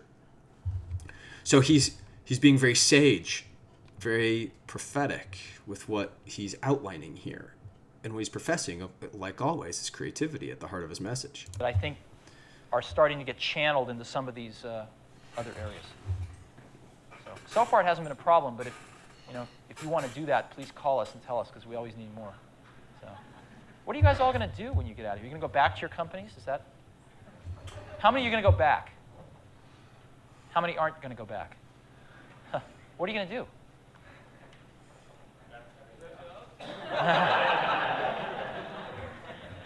Well, yeah, I think we always have jobs for really smart technical people, technically based people. And you guys are getting a great business education here. Yeah, we'd love to talk to a lot of you. Yeah. So anyway, there's some kind of joking he's doing about unlocking their creativity. Well, do you guys have jobs? Anyway, there are 2 more clips of this whole speech I'm gonna show. At the 39-minute mark is where we're gonna target next. And here, this is part of the steganography. This is a piece of the steganography to point to more of the V symbolism. that's happening with the hermetic science of the senses. So listen to what Steve says keenly here for the next couple minutes, and we'll tie in the relevance to the last couple of videos, and then we'll close it out with book excerpts, of course, that I've got here. We're all still under the same roof, but we have clarity about the fact that we've got to make two businesses successful. The third thing that we did was, and we have a really great person running that, Rich Page, who's one of the founders of NeXT. He's doing a great job running that. We hired a new CFO recently, Marcel Ghani. He's from Intel, spent 12 years at Intel doing some pretty interesting jobs. He ran all of finance for Europe. He ran all of internal audit for the board. He ran all of manufacturing, planning and scheduling for a while, and things like that. He's a pretty good guy. Went to Cyprus for a year and a half, and then came to NeXT, and he's great. And then recently, matter of fact, about last week, I hired a chief operating officer, a guy named Peter Van Kuylenberg. And Peter is someone I first met when we were looking for an executive vice president of sales and marketing, and he turned me down for the job, and we subsequently decided not to hire that position. And I've been chasing him for the last year and a half almost. He's really good. He spent a lot of time at TI, has run Europe, and about 3 years ago went to a company called Mercury Communications. Mercury Communications. Mercury Communications. Remember, Hermes is Mercury. He's the basis of the symbolism for the Hermetic sciences. Eros, Cupid, which binds us to the V through communication, which is the blue heart chakra, by placing it in the lowest priority, even though we have ultimate free speech here. This is what he's saying. He's talking about fascist symbolism as it's been used against the Hermetic symbolism by turning the pentagram upside down. You get the upside down pentagram, which is shown everywhere, Baphomet type stuff. Then there's something about the communication that needs to be paid attention to, whether propaganda or not. But the fact that he got his COO from this Mercury Communications at the time is simply very significant. In England, they're the MCI of the UK, and turned that company around to about $2 billion, and then was promoted to run half of Cable and Wireless, or half of Mercury's parent company, Cable and Wireless, and was running, they're about $6 billion. And he went there when he thought that communications and computing were going to kind of come together, but commuting and computing and communications were going to come together. That's what he thought. But, Steve says, it never happened. And it never happened. Figured out that his real love is in the computer business. And he figured out his real love is in the computer business. How I interpret that is he was a misguided soul. And after Steve Jobs tracked him down for long enough, he realized that the transhumanist matrix mesh is not the divine principle. And maybe Steve showed him the way, right? Like, this is how I interpret this whole thing. And Steve literally used Christ consciousness to kind of bring him into the fold, and listen to what he says. They're very good operationally. So that's just happened last week. It seems like all the good people I really want to hire, it seems to take me a year to hire them. And it's always been that way, even at Apple. Some of the best technical people or whoever, it always seemed to take me like a year to pry them out of HP or wherever. And took me over a year to hire. I think Mike has the award. You're about a year and a half. And they're all worth it. What happens is I usually meet somebody that is really good, I think is very, very good, and you can't get them, and then you go try to find other people, and nobody measures up. You know, when you meet somebody that good, you always compare them to this one person, and you know you're going to be settling for second best if you compromise. And I've always found it best not to compromise and just keep chipping away.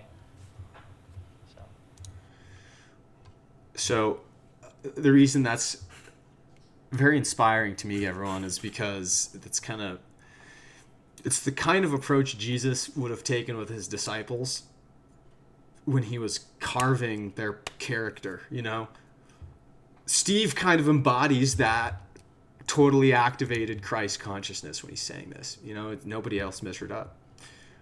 I gotta keep going after him. And it brings a smile to my face because he knew exactly, at least at this point in his life, he'd become enlightened after the Apple experience, creating the perfect tool in the Mac, and now he was going to create the perfect environment to create apps.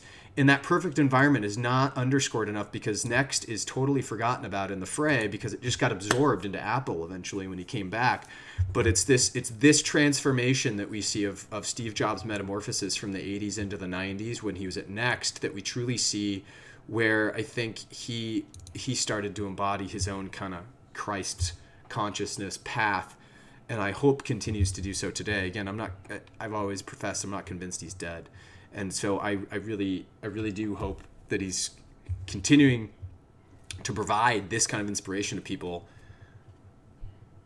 posthumously, but actually still in his body, you know. So anyway, that's all to say that that's all well and good, but there's a cautionary tale in here too. And that cautionary tale is something he kind of challenged the audience with at the beginning of this whole thing, and it's something I'm actually gonna tie into some excerpts from Hitchhiker's Guide to the Galaxy, which is gonna be a little bit more fun than some of the more serious stuff we usually reference. But Steve, as Steve points out, how he does treat the good talent, he also doesn't like to see good talent go squandered into waste. He doesn't like to see good creativity getting eaten up by Wetiko, basically. And that's what we're going to be talking about, is like because in the days of these wars, just the news, this one about the dam alone, if this thing goes, like we were talking about at the beginning, this is going to make the supply chain situation even worse. Manufacturing really, even as we talk about now, doesn't really have any choice other than to automate. So people's jobs that were not using people's creativity to the extent that they could in an engineering sense, or making something, or, you know, those things are going to be the ingenuity that you can apply to the world. With that opportunity, those things are going to be very highly valued, because not many people right now are doing it, because, as we've talked about in recent videos, Wetiko has its hold on us as a collective society, as a people. And we got to awaken that Christ consciousness. So this is regarding consultants. And this is where Steve would say a consultant is the opposite of creative expression, and why things like this are maybe redundant to the overall, you know, goals of humanity. Here's what he has to say about this perspective about a student that was challenging him, because he himself was a consultant. I'll let it play out. Come from? Of a lot of pressure to write these operational custom applications, and hardly anything coming out of the spigot to satisfy this thirst. Yeah. Here he goes. How many of you from Wall Street? Good. Not very many people raise their hands. How many of you are from manufacturing companies? Oh, excellent. Where are the rest of you from?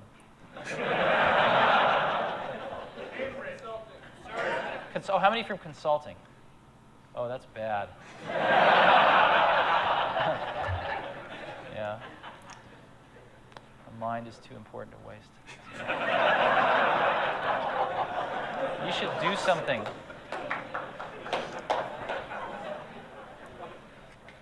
Wait, why is that bad if a consultant can come into a company and use your system and basically build their applications in ridiculously short amounts of time?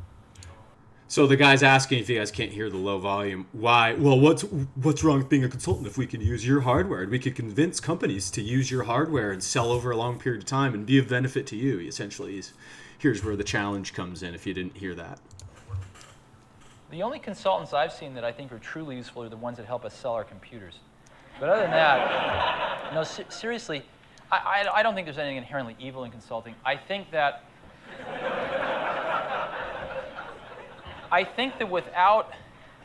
without owning something over an extended period of time, like a few years, where one has a chance to take responsibility for one's recommendations, where one has to see one's recommendations through all action stages and accumulate scar tissue for the mistakes and pick oneself up off the ground and dust oneself off, one learns a fraction of what one can.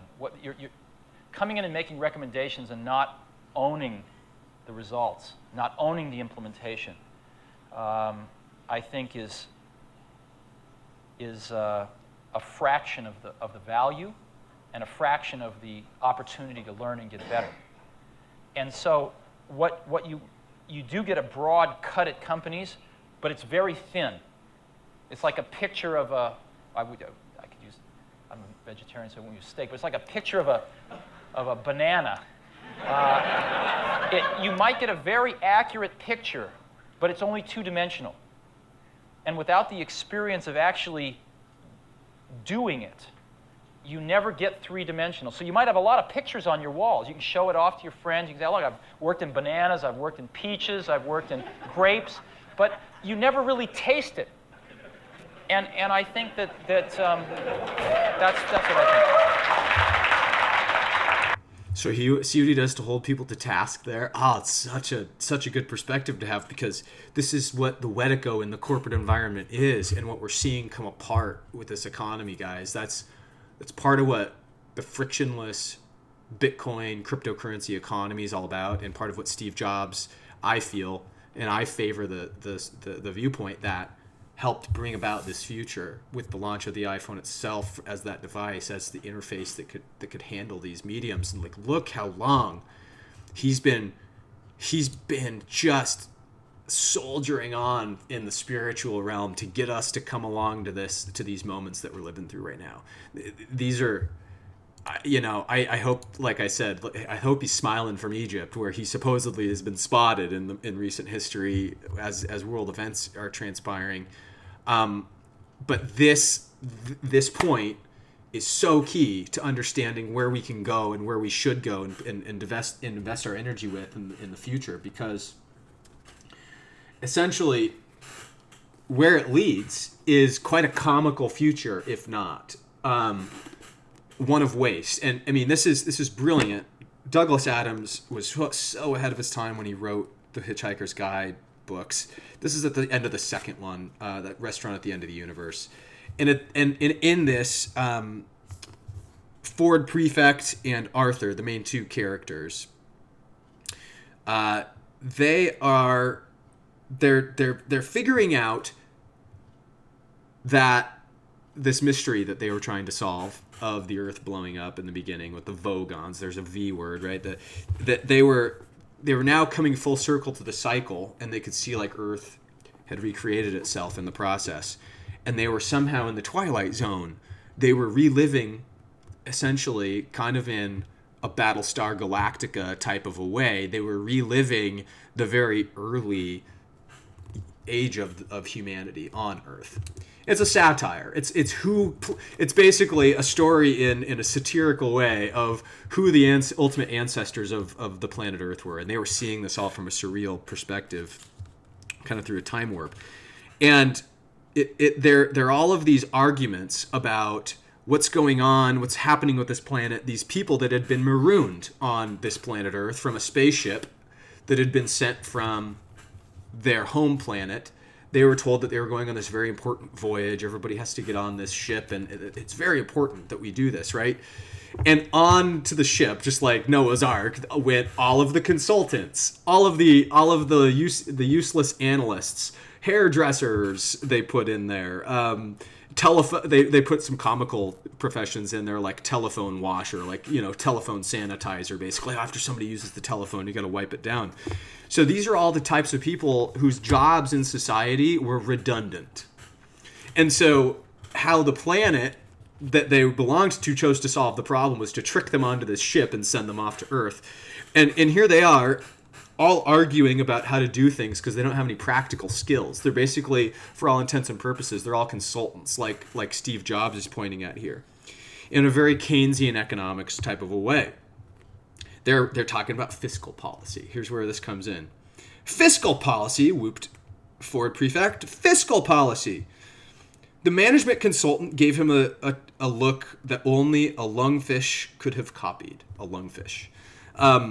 he's talking about fiscal policies, and they need to establish some sort of fiscal policy. He's attempting to be the voice of reason, and one of these management consultants that was on the ship gives him kind of a look of ire. Fiscal policy, he repeated. That is what I said. How can you have money, demanded Ford, if none of you actually produces anything? It doesn't grow on trees, you know.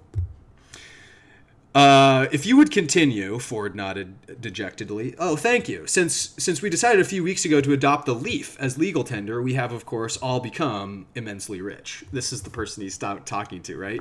So Ford Prefect is sitting there saying, hey, if you don't have any way to generate money, how is it that you can possibly monetize anything? And so, of course, these management consultants, they went to the degree there. Oh, we just decided that leaves were going to be the new currency of Earth, and all of a sudden everybody became immensely rich. Then Ford stared in disbelief at the crowd, who were murmuring appreciatively at this and greedily fingering the wads of leaves with which their track suits were stuffed. Quote, but we have also, end quote, continued the management consultant, run into a small inflation problem on account of the high level of leaf availability, which means that, I gather, the current going rate has something like 3 deciduous forests buying 1 ship's peanut. So the inflation rate of the leaves would be, you'd have to chop down 3 whole deciduous forests to buy a single peanut, is how the joke goes. So it goes on in that comical way, but in the next chapter, it kind of goes into the marketers, the hairdressers, the gig economists. It starts kind of listing more of those people that are part of this whole class of consultants, basically, that aren't really truly adding the creative contribution to their lives, to the lives of the earth, to the lives of humanity that they could be. And goes on to show some V steganography in the next page, on page 303 of the complete 5 novel. So here they're talking about the catastrophes of Earth. They're kind of lauding the situations that they're in. Why can't we just be back on Earth as it was? And no, says Ford, there's nothing we can do. This doesn't change the history of the Earth, you see. This is the history of the Earth. Like it or not, the Golgafrinchians are the people who you are descended from. He's talking to Arthur, the guy from Earth. And the Golgafrinchians are, the group of consultants. That's where they came from. It was Golgafrincha, the planet or something. So it's basically saying in that Battlestar Galactica sort of way that they landed here, and that Arthur, who's now in this time warp, he's a descendant of these very, non-creative, stupid people. No wonder we degraded into the civilization that we did, essentially, is what's being gotten at here, right? In 2 million years, they're going to get destroyed by the Vogons. Again, there's the V word, the Vogons that destroyed the planet in Arthur's time. History is never altered, you see. It just fits together like a jigsaw. Funny old thing, life, isn't it? He picked up the letter Q and hurled it into a distant private bush where it hit a young rabbit. The letter Q is because they had these gigantic letters they were playing Scrabble with from another part. The point is Q, V with Vogons. Q is clearly established here, thrown into the bush, hits a white rabbit, or young rabbit. But follow the white rabbit is actually what Q talks about. If you actually follow the white rabbit from the Matrix and Alice in Wonderland, you'll start to piece that together a little bit more. But all of this seems to reference, in other words, the V steganography, which we have discussed at length on this channel as well. So why is this important? In terms of, okay, it's not just all about consultants. Like, why is ultimately being creative important? Well, because if you're not creative, Wetiko takes over. We're going to close out with the bondage lesson of the shadow mirroring process that we all need to see in order to not fall into the trap of these consultants, and instead kind of, let me put it this way here so we can kind of both see the NeXT logo and the Saturnian agenda that it's, ooh, there we go. This is good enough, I guess, that it's pointing to. And I reference the Wetiko book again because we've been talking about how the Wetiko virus plays into not only the mind, but the ley line, the Earth grid network that I've discussed in my videos from last year. And in these times, we got to awaken our heart chakra, and we can overcome the spells that are being cast, whether they're on the ley line, Earth grid network or not. Like, we don't need to fear them. They can even cast them to the degree that they will. I think we have a good weapon to overcome them if we can look at it from this perspective. Chapter 5 of the book, on page 85 of Dispelling Wetiko by Paul Levy, states that the origin of Wetiko disease, which is the evil that is the embodiment of the Saturnian energy, the Luciferian energy that's being used, is discovered within the psyche. The Wetiko pathogen originally manifests as a disturbance in the field of the collective unconsciousness of humanity itself, creating the psychic ley lines upon which world events are erected and energized. So there's that literal word, psychic ley lines, that's being established again with Wetiko. How is it that we're to unlock this creativity the quickest? Well, Steve Jobs is even pointing at it with what he's wearing here. You overcome your shadow. You integrate your shadow, and that's where your ultimate creativity presides. So the concept of integrating the shadow is expanded upon on the next page, 86. The problem of the evil that Wetiko is intimately bound up with is the problem of the shadow, both personal and archetypal. The shadow, a term coined by Jung, Carl Jung, the psychologist and psychiatrist, is a living part of the personality. We all have a shadow, as everything substantial casts a shadow. It is what makes us human. The figure of the devil is a variant of the shadow archetype. That is the dangerous aspect of the unrecognized dark half of the personality that represents and embodies the potentially evil powers of the conscious, or the unconscious. One of the inner meanings of the name Satan is the word shadow of the Lord. Shadow of the Lord. So Satan, this is just the shadow of the Lord.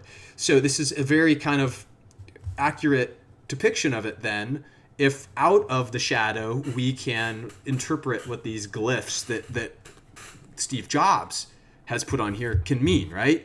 The V steganography, to pay attention. This is V. It also has something to do with the zero, the metaphor of the medium, the transition of money.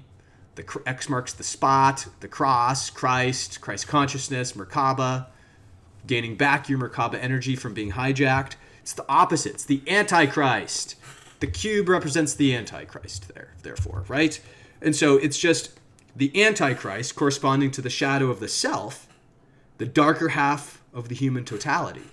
Lucifer, the highest of the fallen angels and the bringer of light, actually, because remember, that's what his name is, the bringer of light,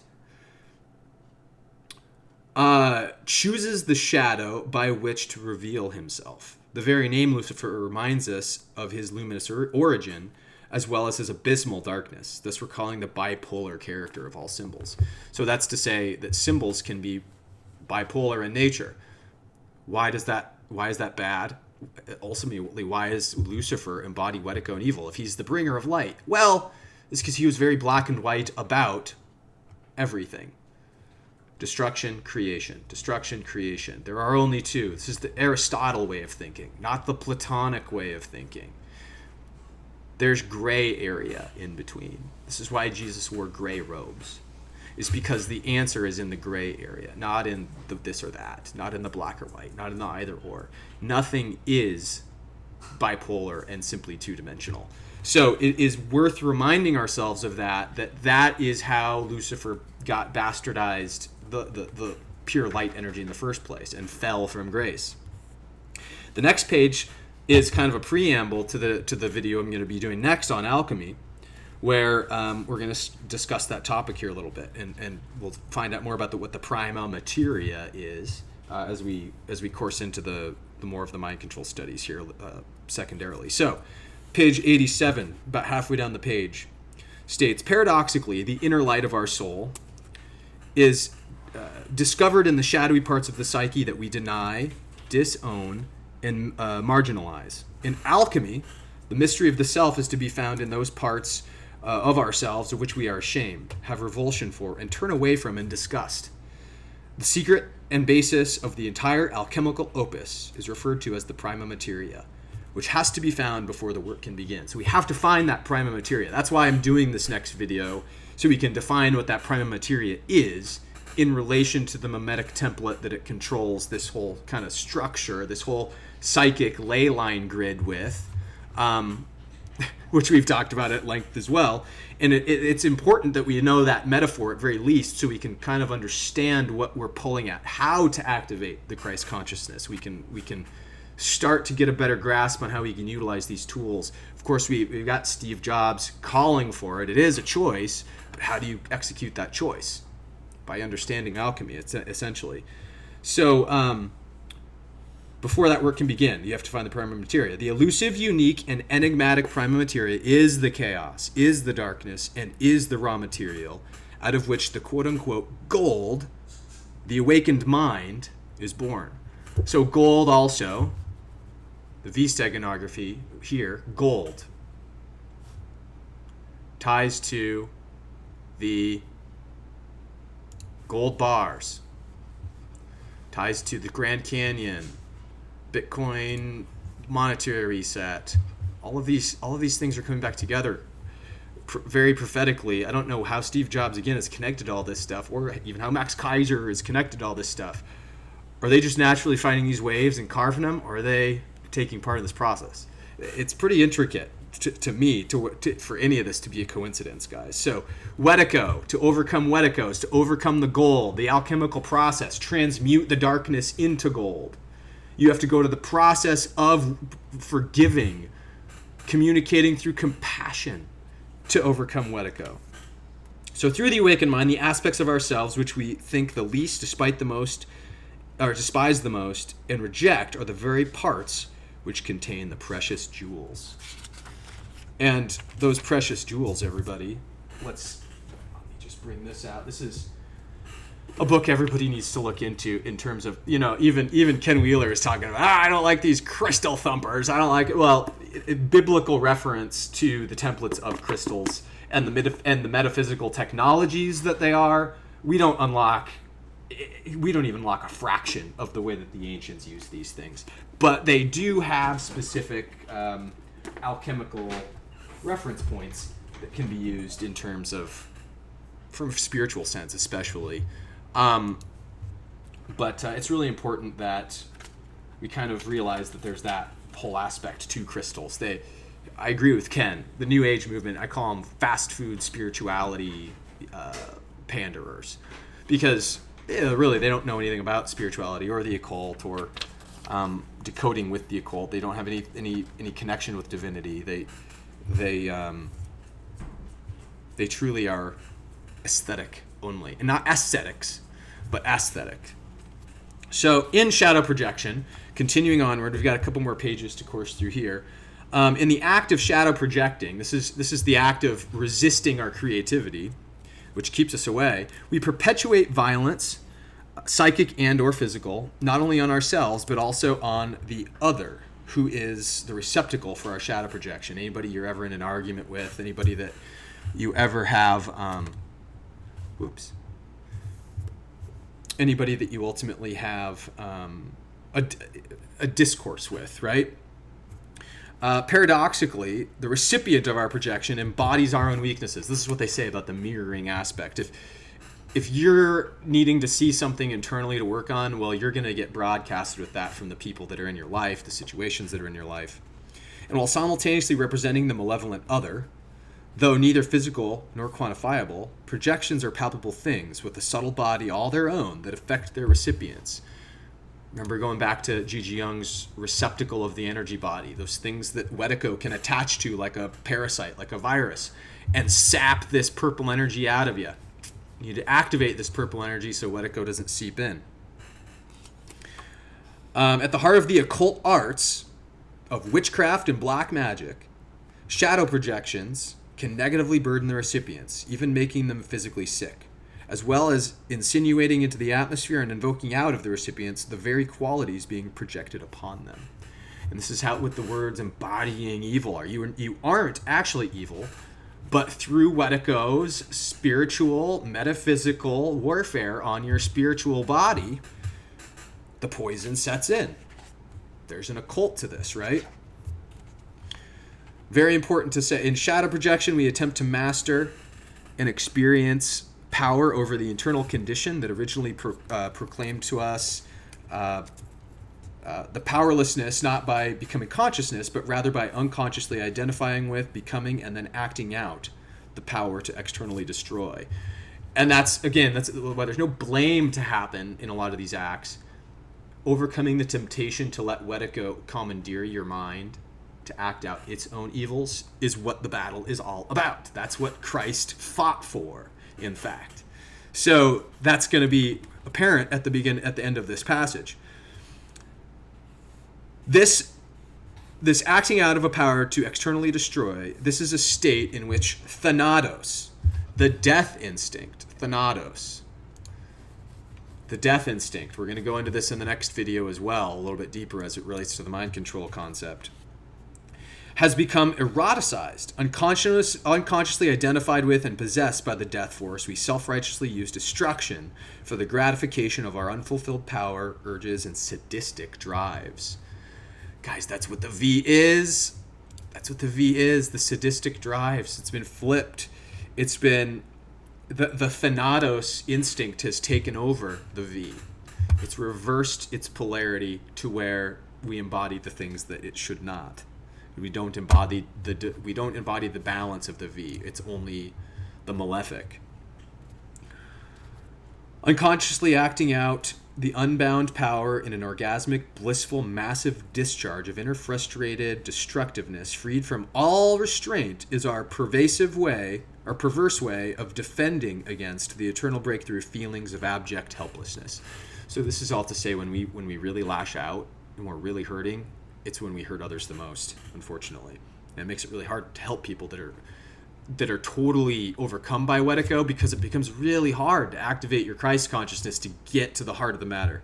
But it is possible, and that is the challenge that Jesus will kind of laid out for us, especially by living a life here. Evaluating and relocating our inner darkness outside of ourselves by demonizing the other, or the other person in the discussion, seemingly protects us from feeling our own vulnerability and pain. Our inner anxiety about our existential power to be attempts to resolve itself in the power to act free from restraint. Unconsciously acting out like this is an unmediated expression of our disempowered inner condition. It neither surrounds the need for compulsive repetition nor heals our trauma. So getting something off your chest, venting, all these things that we talk about in gossip, these don't get anything resolved. It eventually just feeds the poisonous root system of yourself. That's why I go back and tie this all to roots, because you can poison your root system both from above and below in this toroidal kind of humanistic structure we use for reference sake. Anyway.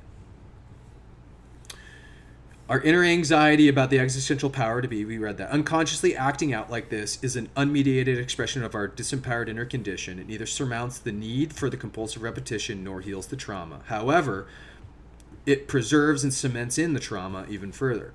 Wetiko's modus operandi, or MO, becomes to root out and kill everything that feels tender, vulnerable, and alive within ourselves, thus systematically murdering anything and everything within them that could possibly melt or produce a crack in the ice. So it's real interesting here. It goes into, again, kind of this embodying how Christ's act of the cross is signified with this.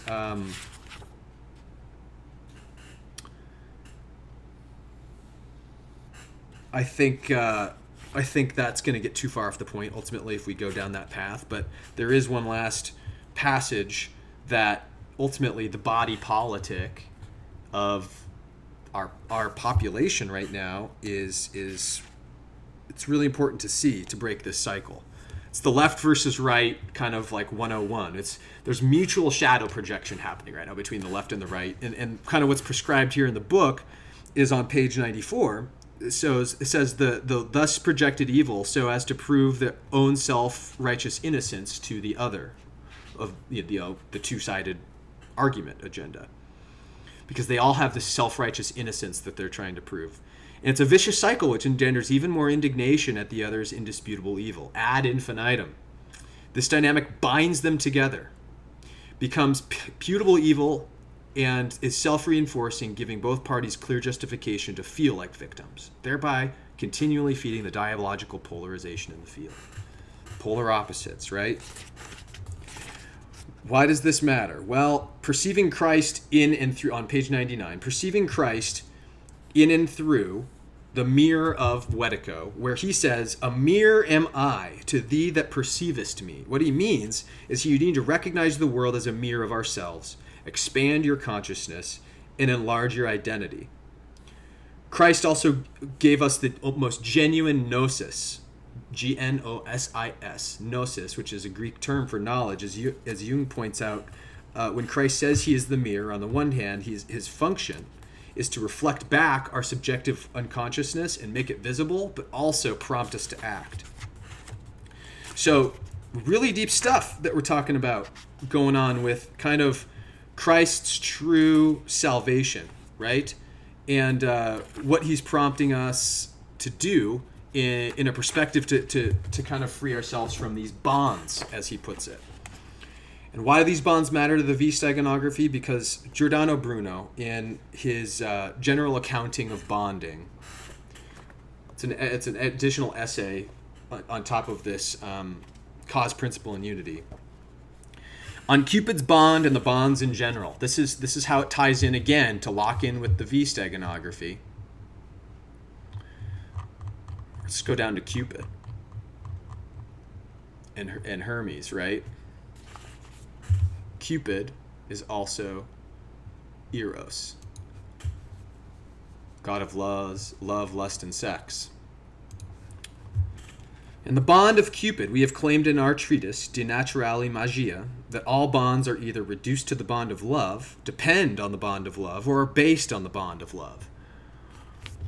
So here, Giordano Bruno is saying the basis of all bondage, and thus slavery, is that of hijacking love. Yes, money can be a construct on top of this, but the bond itself is to arrest one's bond of love, which is why it's so uber important that we awaken the heart chakra system.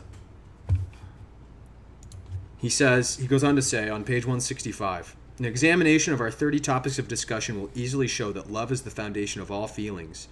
For he who loves nothing has no reason to fear, to hope, to praise, to be proud, to dare, to condemn, to accuse, to excuse, to be humble, to be competitive, to be angered, to be affected in other ways of this sort. Hence, in this section, which we have entitled On Cupid's Bond, we have the opportunity to deal with the topic, which is very familiar, and with considerations and speculations which range very widely. The examination should not be considered to be far removed from public affairs just because it is more important and more wonderful than the field of public affairs. According to the Pythagoreans and the Platonists, the bond of beauty is said to be a brightness, a beam of light, and a certain motion, or at least its shadow and image and trace. So here he is talking about the shadows and the images of traces of Wetiko, essentially. It is spread out first into the mind, which it adorns with the order of things, second into the soul, which it brings to completion with the sequence of things, third into nature, which it diversifies and sustains with the seeds, and fourth into matter, which it supplies with forms. So he's talking about the process of bringing in thought forms, psychic thought forms, into reality, and you're binding yourself to them no matter what. So if you're going to bind yourself to those, you might as well have them in alignment with divinity and not evil, lest the Wetiko take over, right? According to them, this beam of light is clearest in the mind, clear in the soul, obscure in nature, and most obscure in the material substrate of the natural things. The materialism, therefore, of the V, the security hijacking, that very thing. On V-Day, Valentine's Day, the day that we celebrate Cupid, and the bonds that we have to Wetiko, essentially, is what's being celebrated there. It becomes a very, very grim picture to look at, unless you know the answers of Christ and forgiveness and what our goals are here. So I'm going to transition with that, guys. I'm going to transition to the next video. more Fox steganography to kind of give you a teaser of where we're going to head with this. The Full Metal Alchemist series. We're going to watch some clips from that, and we're going to go into the Philosopher's Stone and how that relates to this material substrate that Giordano Bruno just talked about, and how it can be manipulated in the alchemical realm. Not the alchemical realm, with the alchemical arts, through the cosmic realm, rather. But in Elena Freeland's book, in the section that we were talking about, remember, to kind of close this out, keep an eye on the news as we get closer to a dam event happening. It's key to me that I was thinking about Batman, Wuhan as the Bat, Ozzy Osbourne is another video I did all about the Batman and how Batman plays a part here. Christopher Nolan, the anti-Bruno, because Bruno was naturally called the Nolan. Christopher Nolan seems to be representing all of these metaphors of the medium as Wetiko-induced rather than Christ-induced. And so what we have really in Bruce Wayne and the Dark Knight, and what we'll get into maybe a little bit next year, because there's a comic book called Bruce Wayne or Batman Year One, and we're in Year Zero now, as with the Kaiser report to begin the show with, so blatantly pointed out. Once we're in Year One, I think some of the Batman stuff will start to rear its head because of the Fox faction connection with Lucius Fox, Lucifer, the Lightbringer, the Jesuit, the light and the dark, this or that. Batman is the Dark Knight. He needs to go within his darkness to find the gray, and that is the struggle that he always deals with. But Elena Freeland, at the beginning of the chapter, and we're referencing in the next video, she says, you took my sonar concept and applied it to everyone in the city. With half the city feeding you a sonar, you can image all of Gotham. This is wrong. This is too much power for one person. This is what Lucius Fox says to Bruce Wayne in that movie, Christopher Nolan's The Dark Knight in 2008. And this is, of course, where he was using the metaphor that we talk about, the metaphor of the medium, to kind of look at the energetic field and be able to perceive where everyone was at. And this is, again, this gives us a clue of the surveillance. This gives us a clue of the Fox faction, what the Jesuits actually do. It's a clue. So with that, I bid you guys adieu. That is my kind of update on the state of the world. Expect another video there all about Philosopher's Stone, alchemy, Full Metal Alchemist, mind control, those aspects here shortly. Later today, I will be, again, posting it over to my Patreon. Support me if you would like and want to see content that involves much more expensive books, so you can help me, so I can get helped out to afford these things. $900 is pretty steep for a book that we need for research. But like these videos if you deem it to be worthy of it, and share it with people that might need the knowledge in the times to come. It's all about spreading Christ consciousness and dispelling Wetiko, ultimately, everyone. So love y'all, and I'll see you here hopefully in part 2. Talk to you soon.